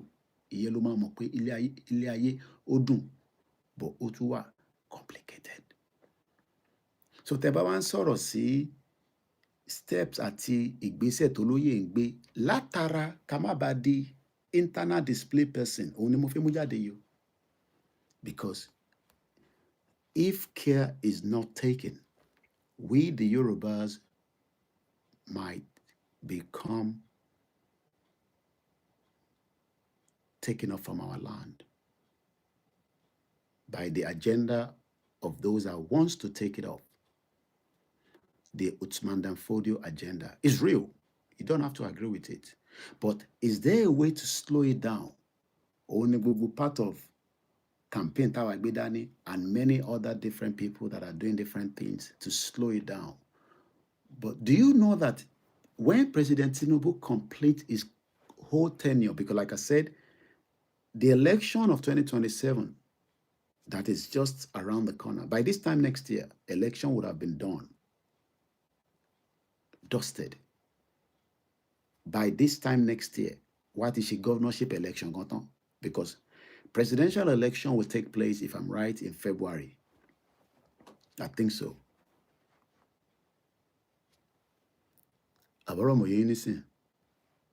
Presidential election will hold next year, February. If nothing is done after the election, Tinubu becomes the president. After 4 years, by 2031, President Bola Tinubu would have to either have done what we are asking for, or the power will go back to either the middle belt or the northern part of the country. Koniwasi Southwest again. You're likely not to see a president, okay, on election Mawani January, okay, from Southwest after 2031. The Northerners will not accept it because the current arrangement of Nigeria says that election must rotate. The reason tí Atiku ṣe fi parẹ́ nísìn kò ju pé ó mọ̀ pé chances òun are becoming slower. In the nutshell, the election should be between Peter Obi, Tinubu in the Southwest. The North are not meant to be contesting for any election. In the context of Nigeria now, I'm talking. The northern part of the country are not meant to be contesting at all, because the power shift is meant to be in the South. So that means elections should be conducted between the people in the Southwest, and we decide who we want. And there will be what they called the who is likely to be my own face. Many Yorubas will vote for Peter Obi, but the chances that many people will vote for Tinubu as Yoruba people, so it will now become both sides, Igbo versus Yoruba, or the middle belt. But because Atiku still thinks that he has Nigeria in his pocket, so he wants to do everything within his power to become the president. Because he's looking at the timing. Atiku wants to become the president because he knows that by 2031, with his age, he's not likely to be able to meet up again if he does not win the election coming. Whether the party that is currently with will give him the presidential ticket, I don't care, I don't know. But my question to Yoruba people is, should Tinubu become the president again, Tinubu must also hand over the power back after 2031. There's no, if it tries to rig, or no, let me not use the word rig. If it try, I'm hearing, the analysis that some people are saying that Tinubu is already aiming to become president again for third term. I don't think so. Tinubu, what is Tinubu going to do with Nigeria is what millions of you don't know. I don't know myself. We can speculate from now to thy kingdom come. Nobody knows. I hear that Tinubu is trying to relocate Abuja back to Lagos and all that.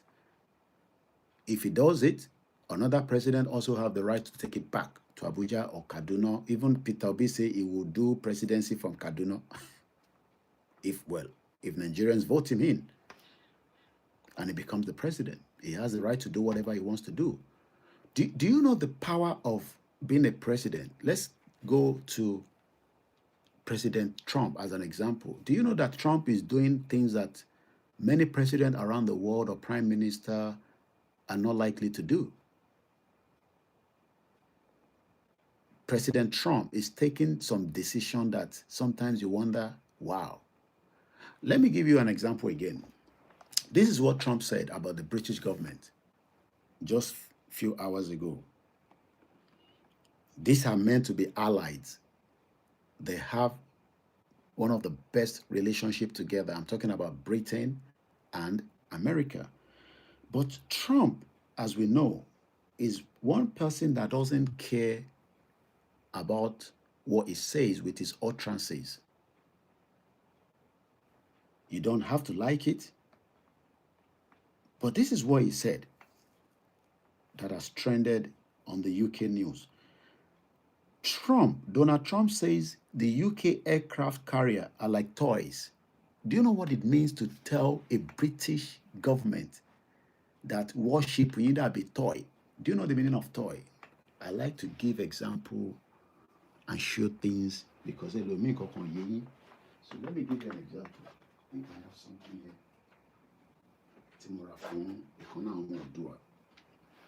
This is a toy.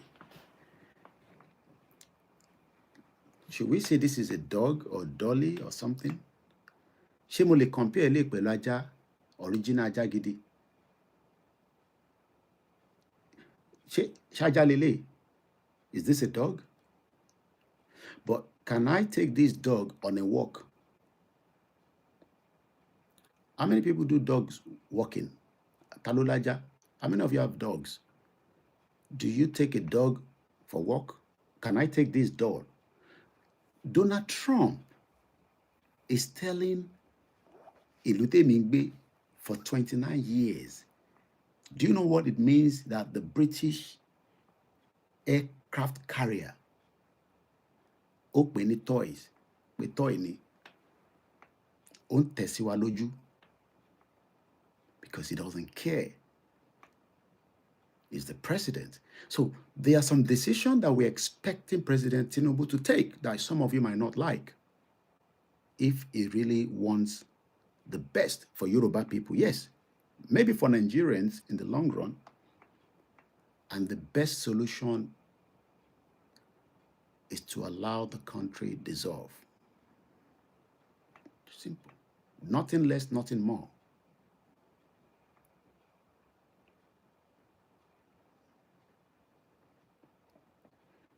The solution that President Bola Ahmed Tinubu can give Nigerians is to allow the country to dissolve in a way to protect you and me from the invaders, because they're not going anywhere.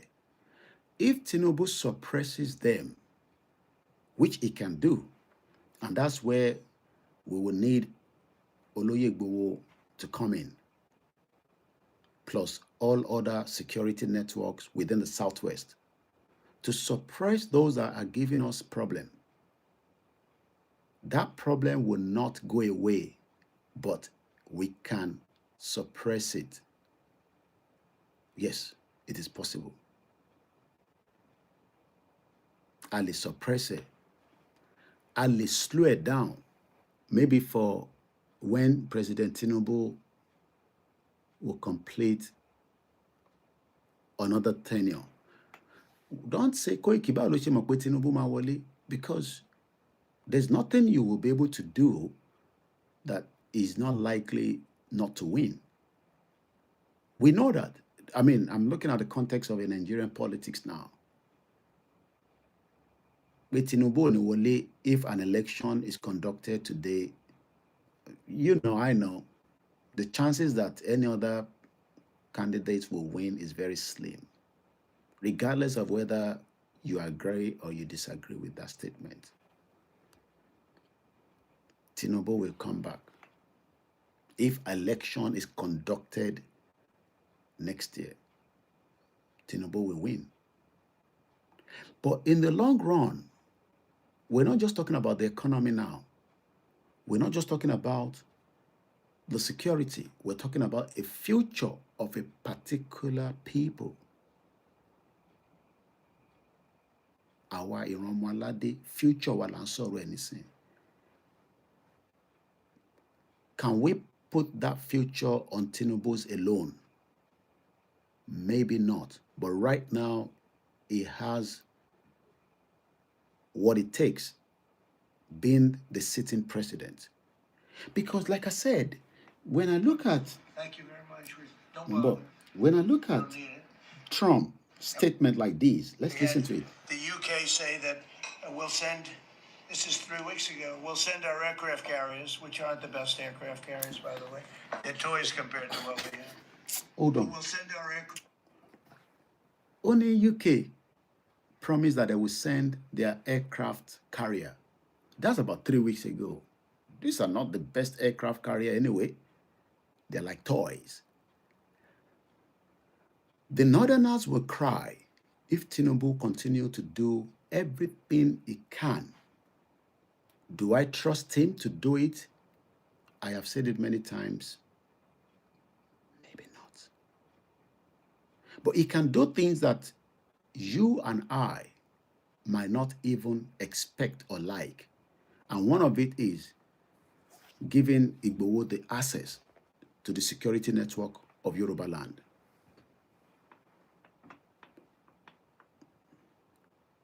Yes, a lot of Yoruba people don't pariwo Igboho dé fìlà APC, Igboho campaign for Tinubu. But we are the same people. Tamalo Joko sórí show ní show. Tan sọ̀rọ̀ insecurity. What actually do you want? We want our land to be peaceful, right? Yes, I want to come back home. Some people are even questioning my coming home. So you want me to remain in the UK forever? No. I have every right to come back home. And I'll be back home again. When, I don't know. But I'm coming back home. But when, I don't know. But I was in Lagos. I was in Nigeria recently, this year. Because home is home. There's no place like home. As a diaspora, I have every right to return back home. but on the condition that when I return back home, can I experience the same lifestyle that I'm living? Thank you so much to the gifters. That is where a lot of diaspora are worried and concerned for the future. So when we have Donald Trump saying, this is a man that was given a second state visit. It has never been done in the history of Britain. We call for you on a two-state visit. Ó gbà lọ́wọ́ late Queen. Ó tún ti gbà lọ́wọ́ ọmọ ẹ̀ King Charles. This is the same man, washy-washy, our own UK aircraft carrier. Listen again. The UK say that we'll send, this is 3 weeks ago, we'll send our aircraft carriers, which aren't the best aircraft carriers, by the way. They're toys compared to what we have. They are toys. But we'll send our aircraft carrier when the war is over. I said, oh, that's wonderful. Thank you very much. Don't bother. So, for those that are in the caucus of Tinubu's government, this is the time as a sitting president to initiate the state police. Force the Senate. If the Senate don't like it, force them to do it. Maybe it will come up not this year anymore. I don't see anything happening in Nigeria right now because politics and campaign has started. So don't expect anything serious from the government until after election. After the election, Tinubu must initiate quickly a state police. Let every state have the control of the police. Yes. And give Igboho access to walk along, because he cannot walk on his own right now as he was. He was not even walking on his own prior before that, because I remember he was walking with the security when he was going into the forest. When Igboho goes, he goes with the army, the police, Amotekun, and the vigilantes. But this time around, President Bola Ahmed Tinubu, in the 27th of 3rd March 2026, ní aago méjì ó kọjá ìṣẹ́jú mẹ́wàá lórí ìkànnì Koikimedia láti ń gbé ohùn kalẹ̀ yìí. Mo ní ẹ bá wa sọ fún President Bola Ahmed Tinubu kó bá wa tètè gbé ìgbésẹ̀ lórí ọ̀rọ̀ security ààbò fún ilẹ̀ Yorùbá tá à ń pè ní Southwest of Nigeria in the capacity of Chief Dr. Sunday Adeyemo Igboho, aka Igboho Òòṣà. Mo nílẹ̀ nǹkan sí láti iléeṣẹ́ wa Koikimedia kí presidency kó tètè bá wa ṣe gbogbo ohun tí ó tọ́ tó yẹ in the line of the constitution to give Olóyè Igboho all the necessary support to work, because he would not be able to work on his own anymore. He must work in line with the security operatives of the state that he will be going. If he has to go to Ondo State, the security must be aware that it's coming. So that Komani Ofewa da Ile Ondo State Iru, the commissioner for police, the military will be aware, and he would also work with them. We need this as quickly as possible, because even President Tinubu himself says, and I quote, that the security of Nigeria will need different dimension. And as we know, Dr. Chief Sunday Igboho has everything and the capacity to work in line with such. Once again, in 2025, NTA News on the X, I'm quoting,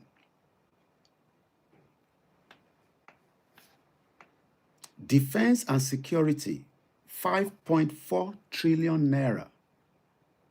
Defense and security budget, 5.4 trillion naira. Infrastructure, 3.56 trillion naira. While education, 3.52 trillion naira. Health and social services, 2.48 trillion naira. President Tinubu says the food security shall remain a national priority. If President Tinubu wants to make the southwest of Nigeria to continue to be the part of the food basket of Nigeria today, Igboho must be given that security to enable farmers to return back to farm, so that those kidnappers, terrorists that are terrorizing our farmers across the southwest from Kwara down to Lagos State should be stopped. And this is not something that we can joke with, because the security is very important. 4 days ago, according to the Arise News, Nigeria in talks with the United Kingdom, France, over security support. President Bola Ahmed Tinubu. Nigerian President Bola Ahmed Tinubu says his government is seeking international support. But they seek international support, they must also complete the local support for Sunday Igboho to enable him to work with caliber of people and protect everyone within that region from the marauders, the Fulani terrorists, the kidnappers, and those that are making life unbearable for millions of our people to go to farm.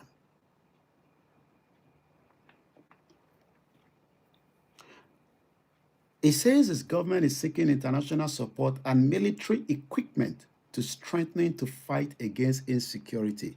This is where we must agree with President Bola Tinubu that the insecurity must be tackled with everything, including international support and the local support, because the local support knows their territory than the international that they're coming in. The international can give the government the necessary technology. They can support with the expertise of, from what we know, according to information, which I'm going to bring up in a minute as well, that American M9 drone. How many of you have seen or know what M9 drone looks like? I'll come back to that. Speaking during a Salah visit by the state governors at his residence in Bodilon. Remember, Tinubu was in London for state visit. From there, he returned to Lagos for the Salah, is back to Abuja. Tinubu says discussion during his recent UK state visit focused on acquiring security equipment. The technology is good today that we should be able to track them down up to the pinpoint of where they are. He also held a lengthy discussion with the French President Emmanuel Macron on possible collaboration to tackle terrorism. So President Tinubu knows that there is terrorism in the country. So why are then people condemning and claiming that Igboho has decided to switch if we have terrorism issues in the country, especially in Yorùbáland today? Let's quickly listen to what Tinubu said.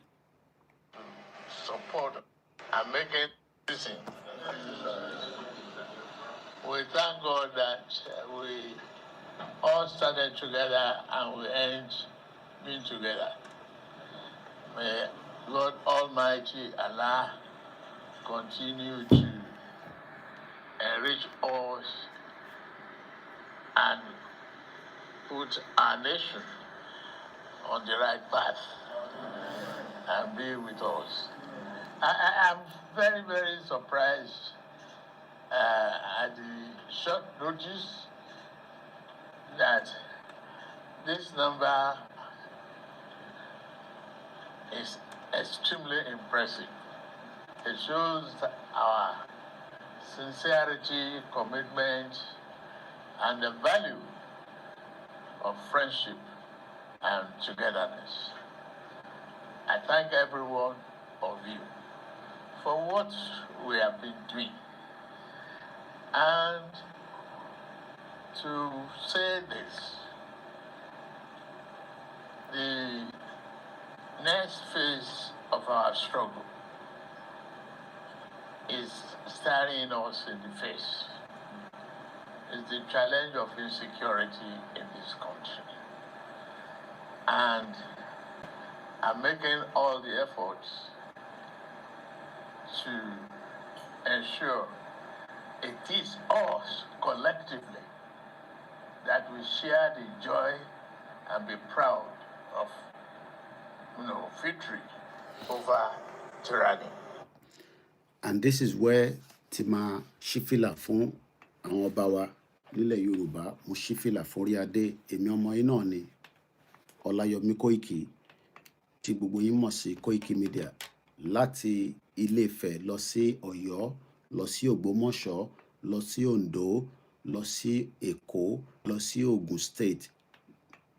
Mo kí bàbá mi ọba Olúgbọ́n, ẹ jọ̀ọ́ ẹ bá tún padà lọ sọ́dọ̀ President Bola Ahmed Tinubu, àrùn yín ṣẹ́ dádì, pé lórí ọ̀rọ̀ security tí wọ́n ń bá bàbá wa olóyè ọmọ Adéyẹmọ Ìgbòho sọ, kó bá wa tètè speed it up, kí bàbá wa Tinubu kó dákun.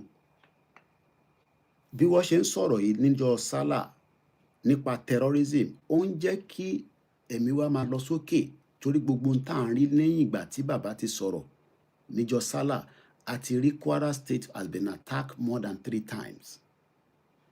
Ondo State, gbogbo Òkè Ògùn, there are many reports of attacks.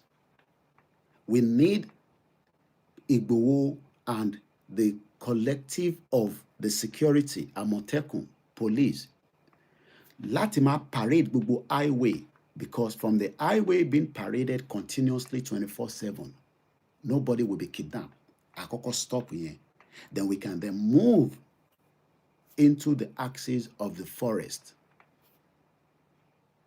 So gbogbo ẹ̀yin ọba wa, bàbá mi ọba Ládọjà tí mo fi ọ̀tọ̀ dárúkọ sà, ẹ tún bá wa pé president pé lórí ọ̀rọ̀ security tí wọ́n ń bá wa sọ lọ́wọ́lọ́wọ́, kó jọ̀ọ́ kó dákun, kó yá ní kíákíá, kò ń ṣe tó gbọ́dọ̀ pẹ́, because bó ṣe ń pẹ́ sí pípa ènìyàn kò kúrò nílẹ̀. And I want us to listen to what happened in Kwara State before I give us, we have 30 minutes before the end of the program. Kagbo report coming from Kwara. That was President Tinubu speaking during the Salah. But these are the reports that came to our desk on Koikimedia just few days ago. Lẹ́ẹ̀kan sí, mo kí ẹ̀yin wa. My name is OLAYOMI KOIKI, and this is Koikimedia, bringing the world closer to your doorstep, live from London, where we are reporting the development of the insecurity and the event that is unfolding in Nigeria today. I have a report of the attacks from Kwara State, and I will be bringing that up. As many of you might not know also, we have report that this is the report from Kwara State. Let me read that quickly. And you can also read it from our news on Koikimedia International News. Terrorists strike Kwara State, Deputy Governor's hometown. Okpayomeji. Eyewitness says the gunmen harmed and in large numbers fired sporadically attempted to overrun a nearby police station. Ṣé mọ̀ pé tí police station yẹn bá ní extra àmọ̀tẹ́kùn and vigilante àtọlọ́dẹ, they might not be able to overrun it.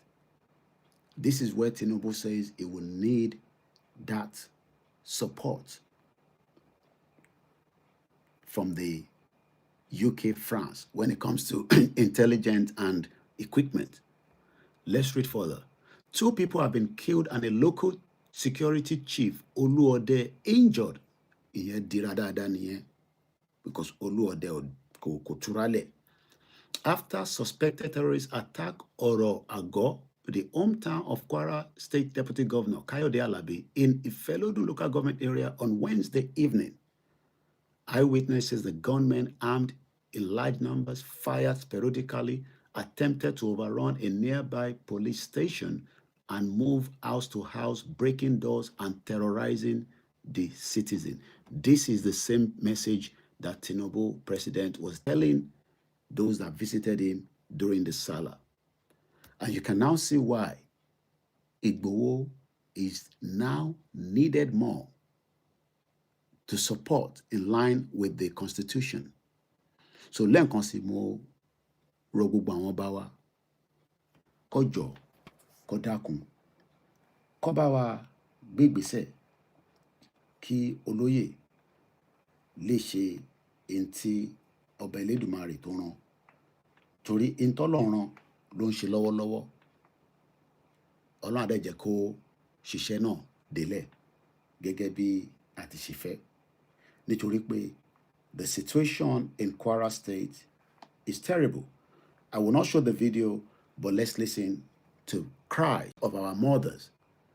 So ẹ̀yin tí ẹ̀ ń condemn Olóyè Igboho, I just want you to listen to this. Bóyá ara yín á ṣe bákan.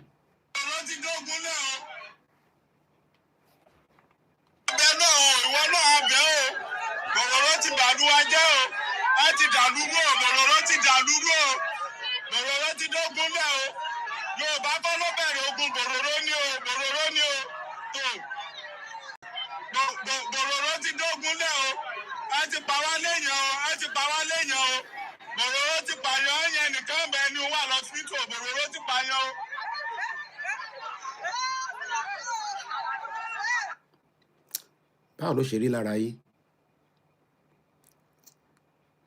Ẹ̀yin tí ẹ̀ ní Ìgbòho ti di APC, tí ó dẹ̀ ní security ilẹ̀ Yorùbá, ó jẹ́ òun lógún, ẹja gbọ́ lẹ́ẹ̀kan sí.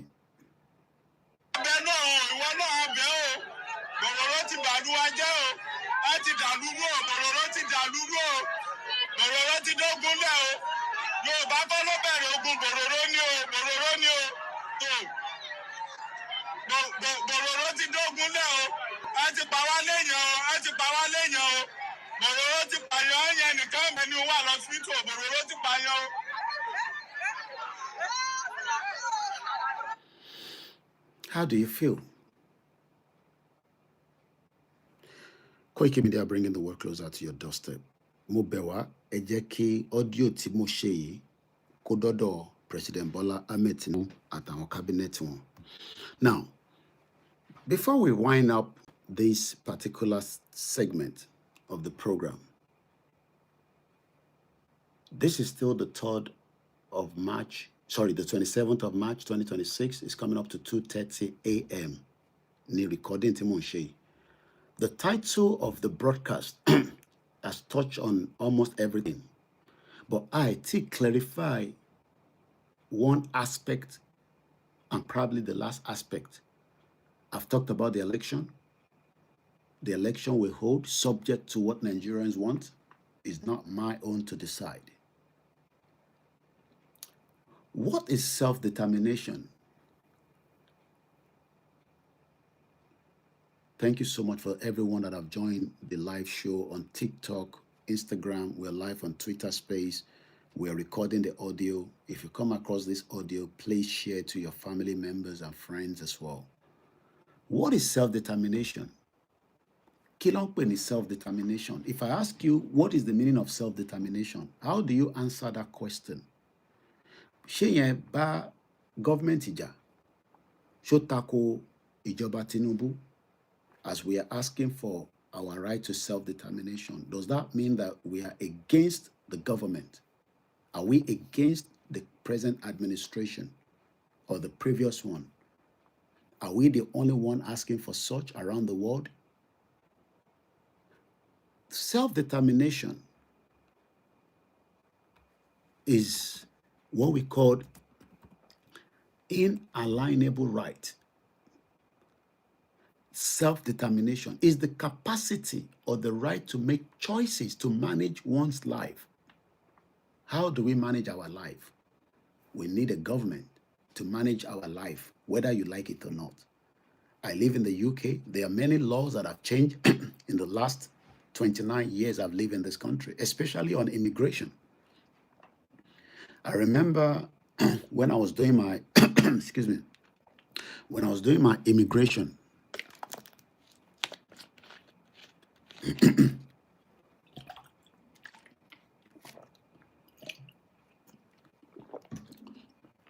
gbogbo ẹ̀yin tí ẹ̀ ń wáwé labroad ní UK, Canada, America, Japan, wherever you are, Ọlọ́run á jẹ́ kí ìwé yín kó bọ́ sí. Without having the legal right to live in one country, it could be disaster. I know what I'm talking about because I have experienced it in my 29 years of living in the UK. Out of my 29 years, 15 years out of it, I was trying to sort out my immigration status. And I'm grateful to my late mother, again, that he stood by me. Kò fi mí sílẹ̀ lọ́rùn. Throughout, ẹni tó bí sí UK might not understand what I'm talking about, ẹni tó bí sí America, Canada, but for those of us that have to go through immigration status, we must talk about it. And I still have a lot of shows that you will learn from my own. There was no mistake in mine because I came in with a visa in 1998, but I refused to go back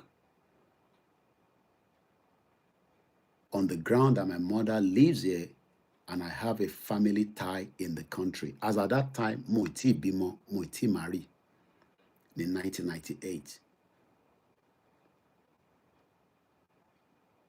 So if you're running your immigration status, ẹ má fi dídà lawyer yín nìkan. Oh, my lawyer is doing my immigration and I will just, continue to. No, you must check on your immigration status. You are the owner of that status, not your lawyer. Your lawyer is okay. He has many clients, but that's not where we're going. Let's come back to self-determination. According to AI overview, anything you're looking for, fẹ̀yìntì wà nílé, àtàwọn tá wà abroad, the first thing to do is to always check with Google. You are not likely to fail with any information you're looking for. It now depends on how you want to expand the scope. Kò ń ṣe gbogbo ohun tí àwọn èèyàn sọ ní beer parlour. You can also do verification so that you know what you're talking about when you're talking to people, or you go to platforms where you learn. There are many platforms that they do different things, but on this platform is for the purpose of Yoruba self-determination, campaign for insecurity, and the world we live today. Because we are not just the only humans. So just because of time, because this program ends in 25 minutes. Self-determination is the capacity or the right to make choices. Problem tèmi nìyẹn. But má fi ìrun tiẹ̀, má fi kó bá ẹni tó kírun.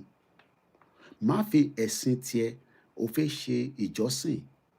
I know, as an example now, Prophet Ojo is currently in London because I saw his video, because I do follow him. I'm sure that coming to London now, wọ́n ní tako ẹ̀sìn ẹlẹ́sìn, just like Mùsùlùmí tó ń gbé ní London kò lè lọ sí Nàìjíríà nísìn, kò wá ní ló ń tako àwọn oníṣẹ̀ṣe. Why? Because you live in a society where you must respect the Hindus, the Buddhists, and to believe.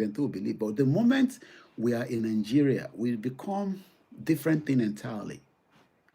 It's a choice. You don't have to accept pé Nigeria kò pín. It's your own choice. Choice ìtàwa ni, because the fact that we know the genesis and the history of Nigeria. Yes, you want to argue pé Nigeria is now, evolving. Irọ́ ló wà níbẹ̀. Because in 30 years, I have left Nigeria since 1998. Nothing has changed. Tí ìyá mi fi kú láyé, Nigeria ò tí ì dá. Do you understand what that means? She left Nigeria in 1992. And this is a woman that traveled around the world, more than 25 countries. Even up to her death, ìyá is still travel. Up to my mother's death, she was still in Qatar and Dubai before the war. She was in Qatar in October last year before she died in November. So, Mawasibi by anything could argue pé the Nigeria that you have a right will work, because if it was going to work, my mother should have returned back to Nigeria and died maybe in Nigeria.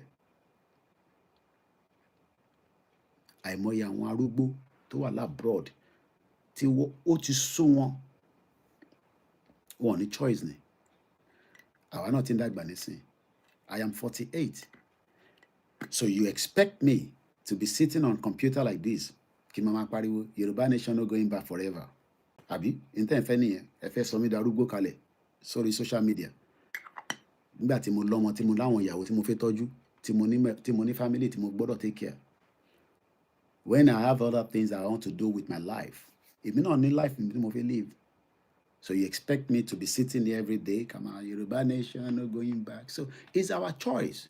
But our own choice is far greater than your own choice, because Britain tó kó Nàìjíríà papọ̀, wọ́n mọ̀ pé the system is a failure. And it will dissolve. Nígbà tí Nàìjíríà máa pín ni kò sẹ́ni tó lè fi ọwọ́ sọ àyà pé ó máa pín nígbà báyìí. But the current administration can do things on the leverage pé ọmọ Yorùbá ní Tinubu. Maybe things can work. I don't know. But let's quickly look at that word. Self-determination. According to the Oxford Dictionary. Self-determination. Kí ló ń pè bẹ́ẹ̀? The process by which a country determine its own statehood and form its own government. Kí ló bá di pé kí Yorùbá fọ́ọ̀mù ìjọba tiẹ̀? Mo gbọ́ tí ọ̀kan láìpẹ́ tó ń sọ pé Yorùbá nation tó ń ṣe àwọn jàǹdùkú kíní. I mean, some people just use some kind of statement that you wonder that why such statement? Àwọn wo ni jàǹdùkú? Ṣé mi ni jàǹdùkú? Ṣé Ìgbòho ni jàǹdùkú? Ṣé Bàbá Akíntóyè ni jàǹdùkú? Nígbà tó jẹ́ pé àwọn olóṣèlú yìí gan ni jàǹdùkú, ẹ̀ ń pe àwọn tó ń campaign for right to self-determination. Ṣé agbébọn jáde nígbà tá à ń ṣe Yorùbá nation? A ní right láti ṣe tó bá yẹ pa fẹ́ ṣe. We have the right. A máa sọ di armed struggle ni. A máa bọ́ sí ibi tí ẹni máa kú, ẹni máa yè. Ẹ lè ever sọ pé gbogbo ọdún tí a ti ń bá Yorùbá nation lọ till date bí ṣe ń sọ̀rọ̀ pé àwa sọ di armed struggle, àwa gbébọn jáde lójú títì. Àwọn kan ń ṣe bẹ́ẹ̀. Nígbà tí àwọn IRA máa gbára wọn sílẹ̀ lọ́wọ́ Britain, wọ́n kó bọn jáde ní ìbọn gidi ní kàn ṣe joke. Wọ́n máa ń ju àdólóró káàkiri ní gbogbo Oxford Circus ní London. Wọ́n fẹ́ fòrò ẹ̀mí England pé ẹ̀yin jẹ́ ká lọ, ẹ̀yin gan ní nísìnyí. Ṣé má máa bá wa sọ pé ìgbà tẹ́ pé yes, a ní right láti jágbe láti sọ̀rọ̀ bó bá ṣe wù wá, but we are not nuisance. Gbogbo wa dẹ̀ la ní pedigree tí wọ́n tọ́ dáadáa. Èmi ò mọ̀ tẹ́lẹ̀ omi ọ̀bọ̀ nínú ilé tó tèmi ti jáde o, tí bàbá àtìyá tó bí èmi ti jáde. Ẹ lè ever lọ sí ìdílé mi kí wọ́n wá sọ fún yín pé àwọn ọmọ tálákà ni àwọn ọmọ Koiki, Alhaji Koiki. Bẹ́ẹ̀ ni. But in tó dé lóní ká wá mọ̀ òun. And along the line, we started also listening. Àwọn ọ̀rọ̀ kan wà tá a sọ mọ́, àwọn ọ̀rọ̀ kan wà tá a ti sọ sẹ́yìn. So when some of you come out and say, àwọn tó ń ṣe Yorùbá nation, ìwọ ń ṣe ọmọ Yorùbá, ṣe ọmọ Ìgbò ni ẹ́? Àbí ọmọ Haúsá ni ẹ́ àbí Fúlàní? So choice ti ẹ yẹn pé kí Nàìjíríà kó dúró kó wà níbi tó wà yẹn. Mo tún sọ pé in another 30 years tí mo ti lò nílùú Nàìjíríà kò lè survive in terms of making your life better. Àti tó bá wá l'opportunity láti jápa ọmọ ṣé orí gbogbo àwọn tó máa ń sọ abroad ilé ìwọ náà máa bọ̀ kó wá experience ẹ̀ sọ pé ó fẹ́ wá experience ẹ̀ anywhere tí anybody bá ti ń ṣe program tó bá sọ fún yín pé abroad ilé ẹ sọ fún wọn pé ẹ̀yin náà fẹ́ wá experience bó ṣe lé yẹn because your life is still better off ayé ẹ̀ ṣì máa better ju Nàìjíríà lọ 100% àfi kó yá wà nínú system Nàìjíríà tó yẹ pé gbogbo tó bá lè ṣe ni kó ṣe láti fi survive because survival of the fittest lẹ́wà. I was in Lagos. I won't tell you exactly date I was in Lagos. Mo dẹ̀ mọ iye ọjọ́ tí mo ṣe ní Nàìjíríà. Survival of the fittest ni. Mo gun ọ̀kadà ní trip tí mo wáyé. Mo gun ọ̀kadà, mo gun dánfó, mo gun gbogbo ẹ̀. Mo experience gbogbo nǹkan. Mo jẹun ní búkà. Ẹlòmíì gan lè kọjá lára mi kó má mọ̀ pé Koikimedia ló ń lọ yẹn. Yes, because n tí mo bá wálé is private. So if anybody convince you pé Nàìjíríà máa dá, even gan President Bola Tinubu gan mọ̀ pé Nàìjíríà ò lè dá. Wọ́n mọ̀. But wọ́n máa gbìyànjú ni as a president. So mo kẹ́yìn wa, ní pẹ́ parí ètò kù 15 minutes. Now, mo ti sọ̀rọ̀ nípa self-determination. Wọ́n ní the process by which country determines its own statehood. Ṣé àwa lè dé stage yẹn kí àwa Yorùbá ká fọ́ọ̀mù ìjọba tiwa? Ó possible. Wọ́n náà ti ṣe rí. Ẹ̀rí dẹ̀ wà pé ó work. Ìyẹn ló ń pè ní regional government. Ṣé nígbà regional government and the current government tá à ń rán nísìn èwo ló tẹ̀ dánú méjèèjì? At least ìgbà regional government we saw the how Yoruba was moving at the speed of sound compared to where we are today.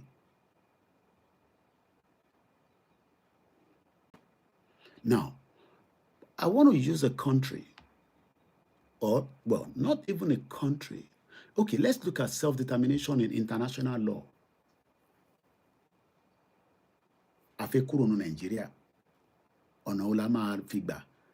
So because Igboho has not even come out to say òun ṣe Yorùbá nation mọ́, but òun endorse the APC, President Bola Tinubu, what has that got to do with self-determination? Báwo nìyẹn ṣe stop with self-determination? Báwo nìyẹn ṣe pa ìrìn àjò self-determination? Because Nigeria is still running. Some of us still have Nigerian passport. Kò ń ṣe pé a relinquish Nigerian passport wa. Kò ń ṣe gbogbo máa ń sọ fún yín kò ń ṣe gbogbo èèyàn ló ní British passport, Canadian passport, American passport, UK passport, Guinean passport, even àwọn kan tẹ̀ ń wá African passport kan tó máa fi já padà nù. Because there are some African passport that can give you, I don't know, I don't want to use this word as, but I know that there's some African passport that you might have better opportunity to get visa of countries around the world than Nigerian passport. Kò ní pé Nigerian passport náà ní gbé ẹ jáde, but it has its limits. Because whoever is holding a Nigerian passport, which a country that is still running, Nigeria is still running. Nigeria is still cool now. So why do you now want to tell Igboho what to do? Igboho ó ti lè sọ̀rọ̀ jù, Koiki ẹ bá Igboho sọ̀rọ̀, ìgbésẹ̀ tó ń gbé yẹn nísìn kò tẹ́ wa lọ́rùn. Tó o bá tẹ́ yín lọ́rùn, ẹ̀yin náà ẹ gbé ìgbésẹ̀ tí a ṣì ń gbé lọ tẹ́lẹ̀, or leave it as it is. Because ìgbésẹ̀ tó ń gbé lọ́wọ́lọ́wọ́ nísìn, ìgbésẹ̀ tó sì ní impact fún ilẹ̀ tá à ń jà fún ni. Ṣé kọ́ pa gbogbo èèyàn tán ká tó délẹ̀ lérí? Níjọ́ ọ̀la mọ̀ tá fẹ́ dé Yorùbá nation land. So you want many people that are trying. Ṣé bóun la play tán nísìn? Bí a kì í tún play fún yín ká tó máa lọ. Ṣé bóun la play tán nísìn? So you want our people to die before we get to Yorùbáland? Maybe that's what some of you want, especially, like I always say, the diaspora. Àwa máa ń rò pé àwa la smart jù, so a smart jù gbowó lọ. Àwa la máa control ẹni tó níyàwó, tó lọ́mọ. Ẹ mọ àwọn tó ń bá ṣiṣẹ́ tó pọ̀. Àwa la máa sọ tó máa ṣe fún, because ó kúrò láàrin òun tó fẹ́ lọ wo ọ̀nà míì tóun tún lè fi ṣe kíni, fi ṣe ààbò. Kò ń ṣe ààbò yẹn ló ń wá tẹ́lẹ̀ kó tó di pé ó darapọ̀ mọ́ wa. À ń bọ̀sibọ́sí kò tí ì jáde sọ fẹ́ni kankan pé Yorùbá nation òun ò ṣe mọ́. So kó délé nísìn kémi náà wá dénú compound ẹ̀ Yorùbá nation no going back, àbí ìtẹ́fẹ́ ká máa lọ ṣe nìyẹn. So that kí àwọn ọba tí wọ́n bá wa bẹ Tinubu kọ́ lè rí i pé ṣọ́mọ làwọn eléyìí ṣá, ṣọ́mọ làwọn eléyìí, àbí? Does that mean that àìtí sọ̀rọ̀ Tinubu látàárọ̀ nísìn? Ṣé mo praise Tinubu? Mo praise ẹ̀? Ṣé a query ẹ̀? Ṣé a sọ pé bí Nàìjíríà ṣe ń lọ ẹ̀? Kódà a mọ bí gbogbo ẹ̀ ṣe fẹ́ lọ nítorí pé gbogbo àwọn àjẹ́ndà àwọn ẹ̀yà méjì tó kù tán náà náà fẹ́ ṣe president a mọ àjẹ́ndà kò sẹ́ni tó lájẹ́ndà ẹ̀ṣẹ́ yìí gifters kò ní tán bẹ́ẹ̀ bí bàbá Jagaban ṣe ní àjẹ́ndà bẹ́ẹ̀ náà ni Peter Obi ní àjẹ́ndà ṣẹ́rítà Àtíkù yẹn òun náà lájẹ́ndà everybody has a Nigeria ń ṣe country tí wọ́n máa sọ pé yàn kàn lájẹ́ndà Jagaban bó ṣe wá yẹn ọmọ tó máa ṣe ní tó máa ṣe yẹn lèmi ò mọ̀ ìyá tó dẹ̀ bí mi lọ́mọ sọ pé ó gbọ́dọ̀ bú Tinubu kódà bóun kú gan ṣe ò gbọ́dọ̀ bú bẹ́ẹ̀ àṣà brọ́dà mi oyè Mike ìwọ tó bá fẹ́ bú Tinubu ìwọ náà ní mobile phone gbé síwájú ní tó bá wọn ẹni kò ṣe but fẹ́yìn tí ẹ̀ wá ń sọ pé àwa tá à ń béèrè fún self determination ìyẹn mi bá ń bá Tinubu jà but à ń béèrè so that ká lè ṣe ìjọba ara wa ká lè protect àwọn èèyàn wa látara ọ̀rọ̀ tá a fẹ́ gbọ́ yìí.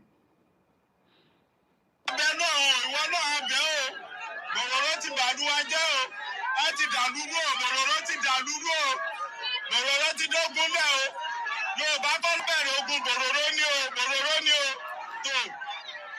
Yorùbá kọ́ ló bẹ̀rẹ̀ ogun bòròró ni àwọn ọlọ́pẹ̀ ní bòròró Fúlàní kí ni reason tí Fúlàní ṣe ń attack Kwara State kí la gbà lọ́wọ́ wọn kí la jọ rà kí la jọ sè kí la jọ gbé kalẹ̀ ṣe àgbàyàwó ara wa ni it's because àìtí ní self determination tá a bá ti ní self determination tẹ́yìn disagree pẹ̀lú yẹn wọ́n bí bòròró dà. Why do you think people are being chased out from America by ICE? Àbí mo parọ́ ẹ̀yin tẹ́ wà l'Amẹ́ríkà.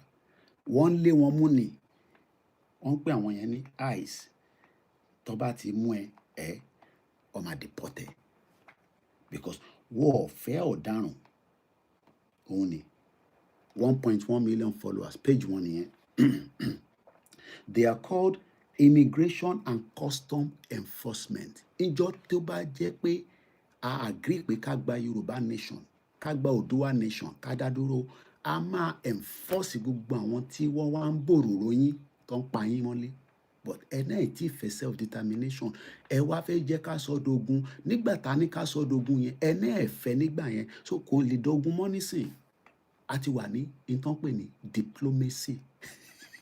Èmi dẹ̀ sọ fún yín pé diplomacy ò ń ṣe tó máa ń yá because ẹ̀yin kọ́ lẹ máa kọ́kọ́ fẹ́ gba Yorùbá nation àbẹ́yìn kọ́ lẹ máa kọ́kọ́ fẹ́ gba self determination. Wọ́n pe ìlú kan ká tó lọ síbẹ̀ ká kọ́kọ́ lọ wo Oxford Academy.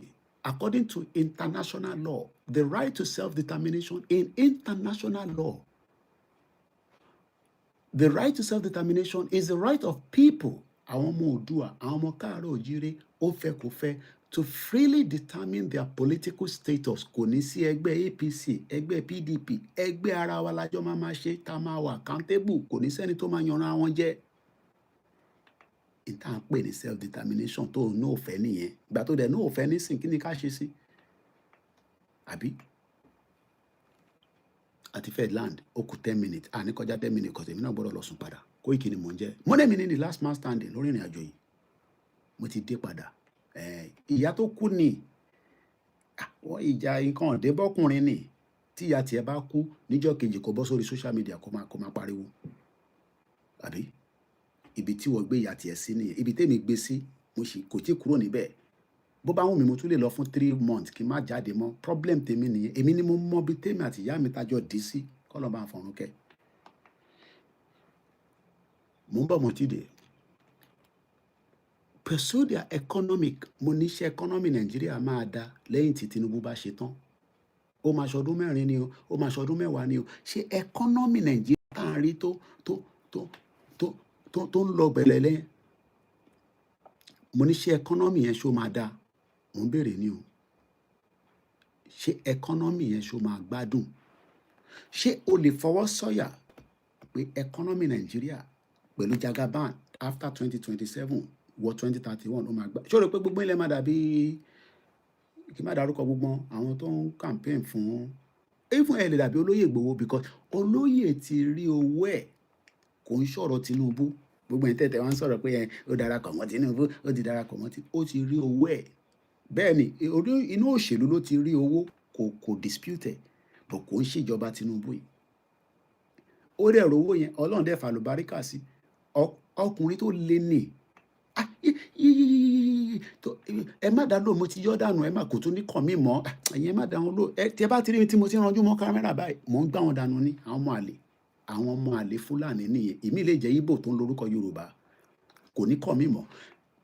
Mo ní ọkùnrin tó le lólóyè, ibi tá a bá dẹ̀ ti bá ọkùnrin ó gbọ́dọ̀ bẹ́ẹ̀ mi náà bẹ́ẹ̀ ní ti mídíà, because sọ̀rọ̀sọ̀rọ̀ mídíà ni mí, ẹ̀ẹ́dẹ̀ lè gbà yẹn kúrò lẹ́nu mi. So ìwọ tó wá ń sọ pé ṣáṣe ń ṣe Yorùbá nation, mo sì ń sọ fún ẹ pé Yorùbá nation ṣe tó máa ń kú, wọ́n kì í pa, kò ń ṣe adìyẹ tó máa gé lọ́rùn bí Fúlàní ṣe ń pa yín. Because èmi kọ́ ni máa kọ́kọ́ béèrè fún, but ẹ̀tọ́ wa ni pé ká béèrè fún ní ìlànà tí ó tọ́ tó yẹ under international law. Òun là ń bá lọ lọ́wọ́lọ́wọ́ yìí. Because nígbà tá a fẹ́ ṣe ní gbìrìgbìrìgbìrì, ẹni ẹ̀fẹ́ bẹ́ẹ̀, ẹni Koiki ò lè wà nílùú òyìnbó o, kò fẹ́ dógun lẹ̀ o. Ẹ mọ̀ pé statement ẹ̀ ń sọ fún mi nígbà yẹn nìyẹn. Ẹni èmi ni mo fẹ́ wá dógun lẹ̀, èmi ni mò ń ti Ìgbòho ká dógun lẹ̀. Àdẹ dógun lẹ̀ mọ́ báyìí, Ìgbòho máa protect ilẹ̀ Yorùbá, èmi á máa protect Ìgbòho pẹ̀lú mídíà mi. Ṣé rí gbogbo àwọn tó ń jáde tó ń sọ̀rọ̀ sí Ìgbòho yẹn, wọ́n tí ìbí bàbá wọn dá ni mo sọ, kọ́ rí Ìgbòho kọ́ wá sọ̀rọ̀ sí, bí bàbá wọn dá. So orí social media náà lọ ti máa sọ̀rọ̀. Ẹni tó bá bí bàbá bẹ́ẹ̀ dá tó ní àyà kó máa bọ̀ ní sókà kó wá sọ̀rọ̀ sí Ìgbòho. Mo challenge gbogbo wọn. Ẹni tó bá bí bàbá bẹ́ẹ̀ dá ni mo sọ, kó bọ́lẹ̀ níbi tó bá wà, kó bọ́ sí sókà, kó láti junction yẹn kó wá máa bú Ìgbòho wọnú inú àgbàlẹ̀. Yéyéyéyéyéyéyé wàá mọ̀ tó máa ṣẹlẹ̀ sí ẹ.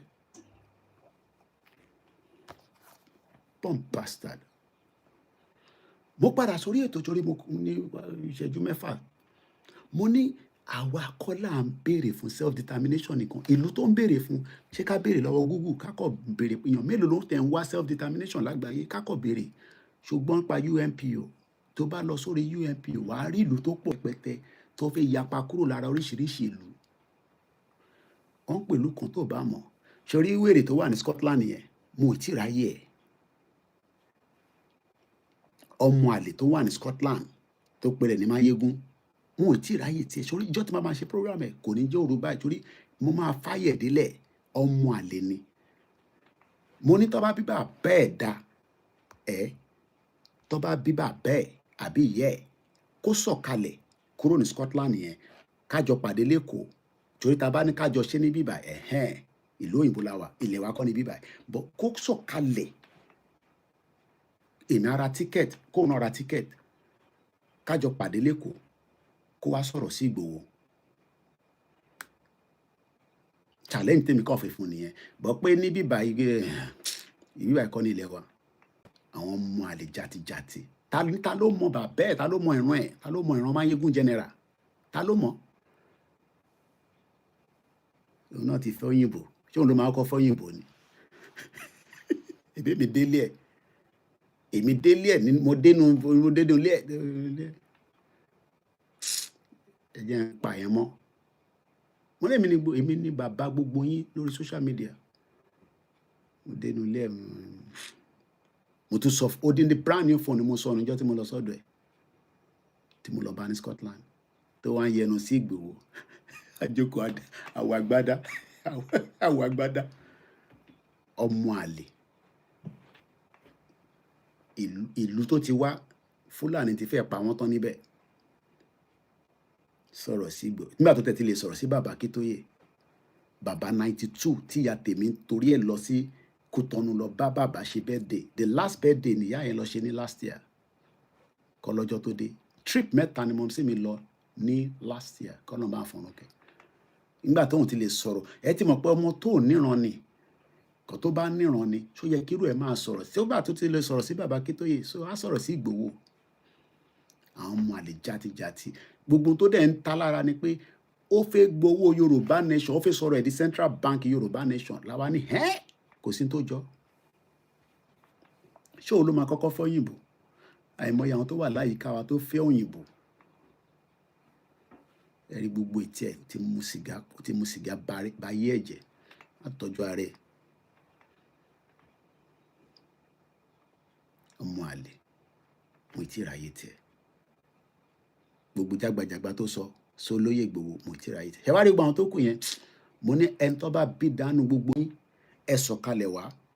ìjọ tẹ bá wá fẹ́ bọ́ yẹn kẹsọ fẹ́mi náà pé ẹ̀ ń lọ́lé kájọ pàdé kájọ lọ ṣe síyá fúnra wa torí nàìjíríà gbàgbàkúgbà inú nàìjíríà ni ìlú wa ní tó bá wọn la máa ṣe níbẹ̀. Nobody use my video. Mo tuntun sọ tó bá lo fídíò mi tó kọ gbé fídíò mi page ẹ bá ń lọ sí ni anybody ní any copyright lórí fídíò mi.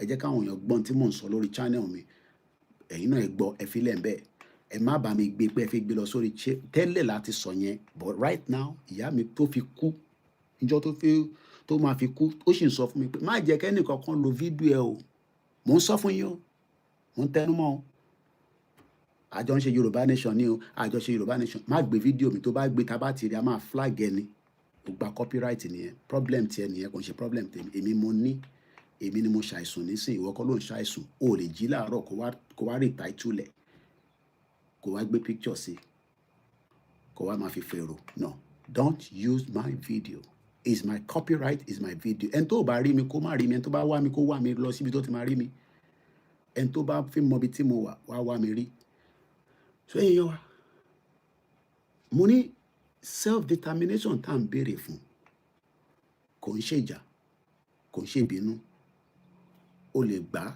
o lè má gbà tó bá dẹ̀ ní ká keep one Nigeria no problem Nigeria kúkú ṣì ń exist Nigerian embassy wà ní London ó wà l'Amẹ́ríkà ó wà ní Canada ó wà l'Africa kódà èyí tó wà ní Kútọ́nù mo rí ní trip tí mo ṣe lọ yìí bẹ́ẹ̀ ni torí mo dé bẹ́ẹ̀ náà but ìyàtọ̀ kan ni pé àwa kan máa ní leverage ju ẹ̀yin kan lọ even nǹkan tí bá wà ní Nàìjíríà máa ní leverage ju ẹ̀yin kan lọ torí Ọlọ́run ti dá wa kan bẹ́ẹ̀ but a fi yẹ kí gbogbo nǹkan kó normal kó dọ́gba kó kálukú wà okay la ṣe ń béèrè fún self governing ká lè hold àwọn tó ń represent wa accountable governor yín mélòó lẹ lè hold accountable nísìn politician yín mélòó lẹ lè hold accountable ẹ̀ṣẹ́ yín gifters kò ní tán bẹ́ẹ̀ so ká má fọ̀rọ̀ gùn mo kí gbogbo èèyàn wa tí bá ní kí n máa dárúkọ ìbí báyìí la máa sùn sí ṣe má yẹ kí n dárúkọ ẹ jẹ́ ń fi ọlá ìyá tó bí mi lọ́mọ kí n fi kí gbogbo yín mo kí gbogbo ẹ̀yin tí ẹ jẹ́ èlò lólùfẹ́ wa ẹ lè má rí mi lójoojúmọ́ bíi ti tẹ́lẹ̀ but màá máa yọjú sí yín pẹ̀lú àwọn short video màmá kò ń ṣe pé gbogbo ta fi ń wọ̀nyí ní London nìyẹn kò jẹ́ pé kí wọn náà kọ́ rí bó ṣe rí n tó ń ṣálẹ́nujọ́ mẹ́ta yìí kò dáa rárá ṣé tẹ̀rí week táwa yìí n tó ṣá ní week yìí ṣe ló dàbí pé mo ò dé London rí pé bí amútúṣe dé London ni òtútù mú mi burúkú ni bàdúpẹ́ fọlọ́run gbogbo ẹ̀yin tí ẹ wá wà nílé nǹkan le lóòótọ́ kò ní lè mọ́ wa nǹkan le lóòótọ́ kò ní lè mọ́ wa jíjẹ múmu wa Ọlọ́run ní fi sọ́wọ́ ta wa lọ́wọ́ àní wá ṣàìsàn tíjọba ò ní lè bá wa tọ́jú ẹ̀ mo ń wo fídíò bèbí kan tó nóun ní kinní kan gbogbo iná rẹ̀ ti rí fídíò yẹn tó nóun ní kánsà kan lónìí tó bá jẹ́ ìlú ìnísìnyí èyí tó nóun wọ́ owó kan ta ló máa fún ẹ̀ á máa tọ́jú ẹ̀ ní bíbá títí tọ́lọ́jọ́ máa fi dé àní ṣàárẹ̀ àwa tá à ń wá ọmọ Ọlọ́run á fún wa lọ́mọ àwa tá à ń wọ́wọ́ Ọlọ́run á fún wa lówó àwa tá a fẹ́ travel láti Africa country kan wọ UK do your diligent research àwọn kan fẹ́ gbà yín ọmọ wo bí mo ṣe sọ nígbà tí mo dé búkà ní Nàìjíríà lẹ́kọ̀ọ́ mo bá àwọn èèyàn tó ń jẹ yan tó ń jàmàlà tó ń gbègún fẹ́ mi níbi tí mo ra jókòó sí ní kọ́nà mi àwọn kan gbádùn kò dẹ̀ sẹ́wọ́n bọ́ ṣe mu kóòkì lọ mu díríǹkì lọ gbogbo Ọlọ́run wà pẹ̀lú gbogbo wa so mo kí gbogbo èèyàn wa tẹ́ darapọ̀ mọ́ wa ní àṣálẹ́ lóru yìí lórí ọ̀rọ̀ Iran àti Amẹ́ríkà àti Israel ibi tó máa já sí ire ni kó já sí fún gbogbo wa torí in tó ń ṣẹlẹ̀ yẹn ó ní impact fún èmi àti ìwọ regardless of mouse tí wọ́n ti ń jàjà yẹn ogun kò ṣe mọ́ínmọ́ín ìgbà tèmi náà ń pariwo ogun mo mọ̀ pé bó ṣe máa fẹ́ rí nìyẹn but nígbà tá a dẹ̀ ti ní àjà ogun ọ̀rọ̀ Yorùbá nation tá gbé dání diplomacy máa pọ̀ nínú ẹ̀ diplomacy dẹ̀ ni pé a máa bá gọ́ọ̀mẹ̀ntì inú ilé sọ̀rọ̀ a máa bá gọ́ọ̀mẹ̀ntì ta a máa fi bá wọn sọ̀rọ̀ ẹ̀yin tẹ́ wá wà labroad especially ní UK mi ò gbé ní America rí mò ń tẹ́ mọ́ yín létí Tinubu ti sign agreement pẹ̀lú UK kọ́ má bàa gbé yín lọ́lé máa rìnrìn gbèrègbèrè máa rìn níbi tí àwọn tó ń máa jà tó bá ti mọ títán tó ń jà káàkiri máa lọ níbi tí ìdọ̀tí máa wà títí tí ìwé ẹ̀ máa fi bọ́ sí. Ìwé yẹn máa bọ́ sí. In tèmi fi lo 15 years kí n tó gbà tí ẹ ò ní tó bẹ́ẹ̀ wàláì. But máa rìnrìn gbèrègbèrè. Do check on your lawyers láti make sure pé ìwé tó gbé home office, ìgbà míì home office send letter. Ṣé o dẹ̀ mọ̀ pé púpọ̀ nínú wa kò dàbí irú èmi ń gba lẹ́tà tèmi látọ̀dọ̀ home office direct nígbà tèmi ṣèwé, but púpọ̀ nínú yẹn fẹ́ kí home office mọ ibi tẹ́ ń gbé, so lawyer ló máa ń lo address yín. All these things I will talk about it in probably my next video torí time ti pé nísìn, but mo bẹ̀ benefit tí kò bá wà entitled sáwọn ọmọ ẹ tó bá ń gbà crime ni o. Mo ń sọ nísìnyí o torí nígbà tó bá ṣẹlẹ̀ lẹ́ máa pè pé ẹ̀yin tẹ́ bá láwọn family yín ní abroad ẹ máa fàdúrà ràn wọ́n lọ́wọ́, kò easy. Ẹ̀yin tẹ́ wà nílé náà Ọlọ́run ọba Elédùmarè Fúlàní ò ní jí yín gbé. Adélẹ̀ lérí nígbà wo ni má bí mi, I don't know, but nígbà tá a máa débẹ̀ Ọlọ́run á jẹ́ kí gbogbo àjọ débẹ̀ náà ni. Gbogbo àwọn tó ti wá lọ nínú Nàìjíríà torí Nàìjíríà ìlú mùjẹmùjẹ ni, Ọlọ́run àforíjì wọn. Àtẹnitámọ̀ ẹ wá fi ìtẹ́yìn náà bá ní ẹ fi ràn wá lọ́wọ́ káwa náà lè máa tẹ̀síwájú. Èmi náà ni àbúrò yín, ẹ̀gbọ́n yín, olólùfẹ́ yín, ọkọ àwọn ìyá Oòduà. Èmi ni ọkọ gbogbo àwọn ìyá Oòduà. Àwa sì ń ṣe Yorùbá nation náà, àwa sì wà lẹ́nu ẹ̀, àwa kúrò lẹ́nu ẹ̀. A dẹ̀ support olóyè. Mo níbi tó bá ń lọ with my full chest mo fi tẹ̀lé. Kò bá lọ́dọ̀ Tinubu lòun lọ, mo jọ ń tẹ̀lé pẹ̀lú ẹni torí mo mọ̀ pé ibi tó ń lọ yẹn nǹkan tó dáa la fi lọ gbà níbẹ̀ tó dẹ̀ máa ṣàǹfààní fúnlẹ̀ Yorùbá. Kò kúkú ṣe ilẹ̀ Ìgbò lólóyè náà fi lọ protect. Ṣé wàá rà àwọn ọmọ Ìgbò tó máa ń sọ̀rọ̀ sí wa yẹn, ẹ fi wọ́n sílẹ̀, ara ń ta wọn ni. Màá sọ̀rọ̀ nípa Nnamdi Kanu maybe ní weekend tọ́lọ́ bá fún mi láyè. I believe in Nnamdi Kanu might be returning back to London or UK. I think so. I believe so and I pray so. Kó máa gbé padà bọ̀ wá sí bíbáyìí kó wá ṣẹ̀wọ̀n tó kù ní bíbáyìí or kó discharge if the UK government will do that. I think Ekekere máa do my return back as well. Mo ò gbọ́ kéèsì because gbogbo time tí kéèsì Dezani ń lọ lọ́wọ́lọ́wọ́ ó yẹ kí n follow ẹ̀, but time yẹn ni èmi náà màmá mi kú, so I couldn't follow it. Ibi tí kéèsì yẹn dé mo mọ̀, so ibikíbi tá a bá wà ààbò Ọlọ́run a máa fi ṣọ́ wa. Bá a ṣe ń fò lókè táàrin nílẹ̀ táàrin lómi àníri wàhálà àníri dààmú. Fúlàní tó fẹ́ gbalẹ̀ wa ní rí gbà mọ́ wa lọ́wọ́, kò sí ọgbọ́n ẹ̀, a máa jàjà yẹn délẹ̀ ni. Mo kí gbogbo alẹ́ nǹkan sí o. Thank you so much. God bless you. God bless Yorùbáland. Iṣẹ́ wa fúnlẹ̀ wa forílẹ̀ ibi wa kágbéga kágbéga kágbéga falẹ̀rí.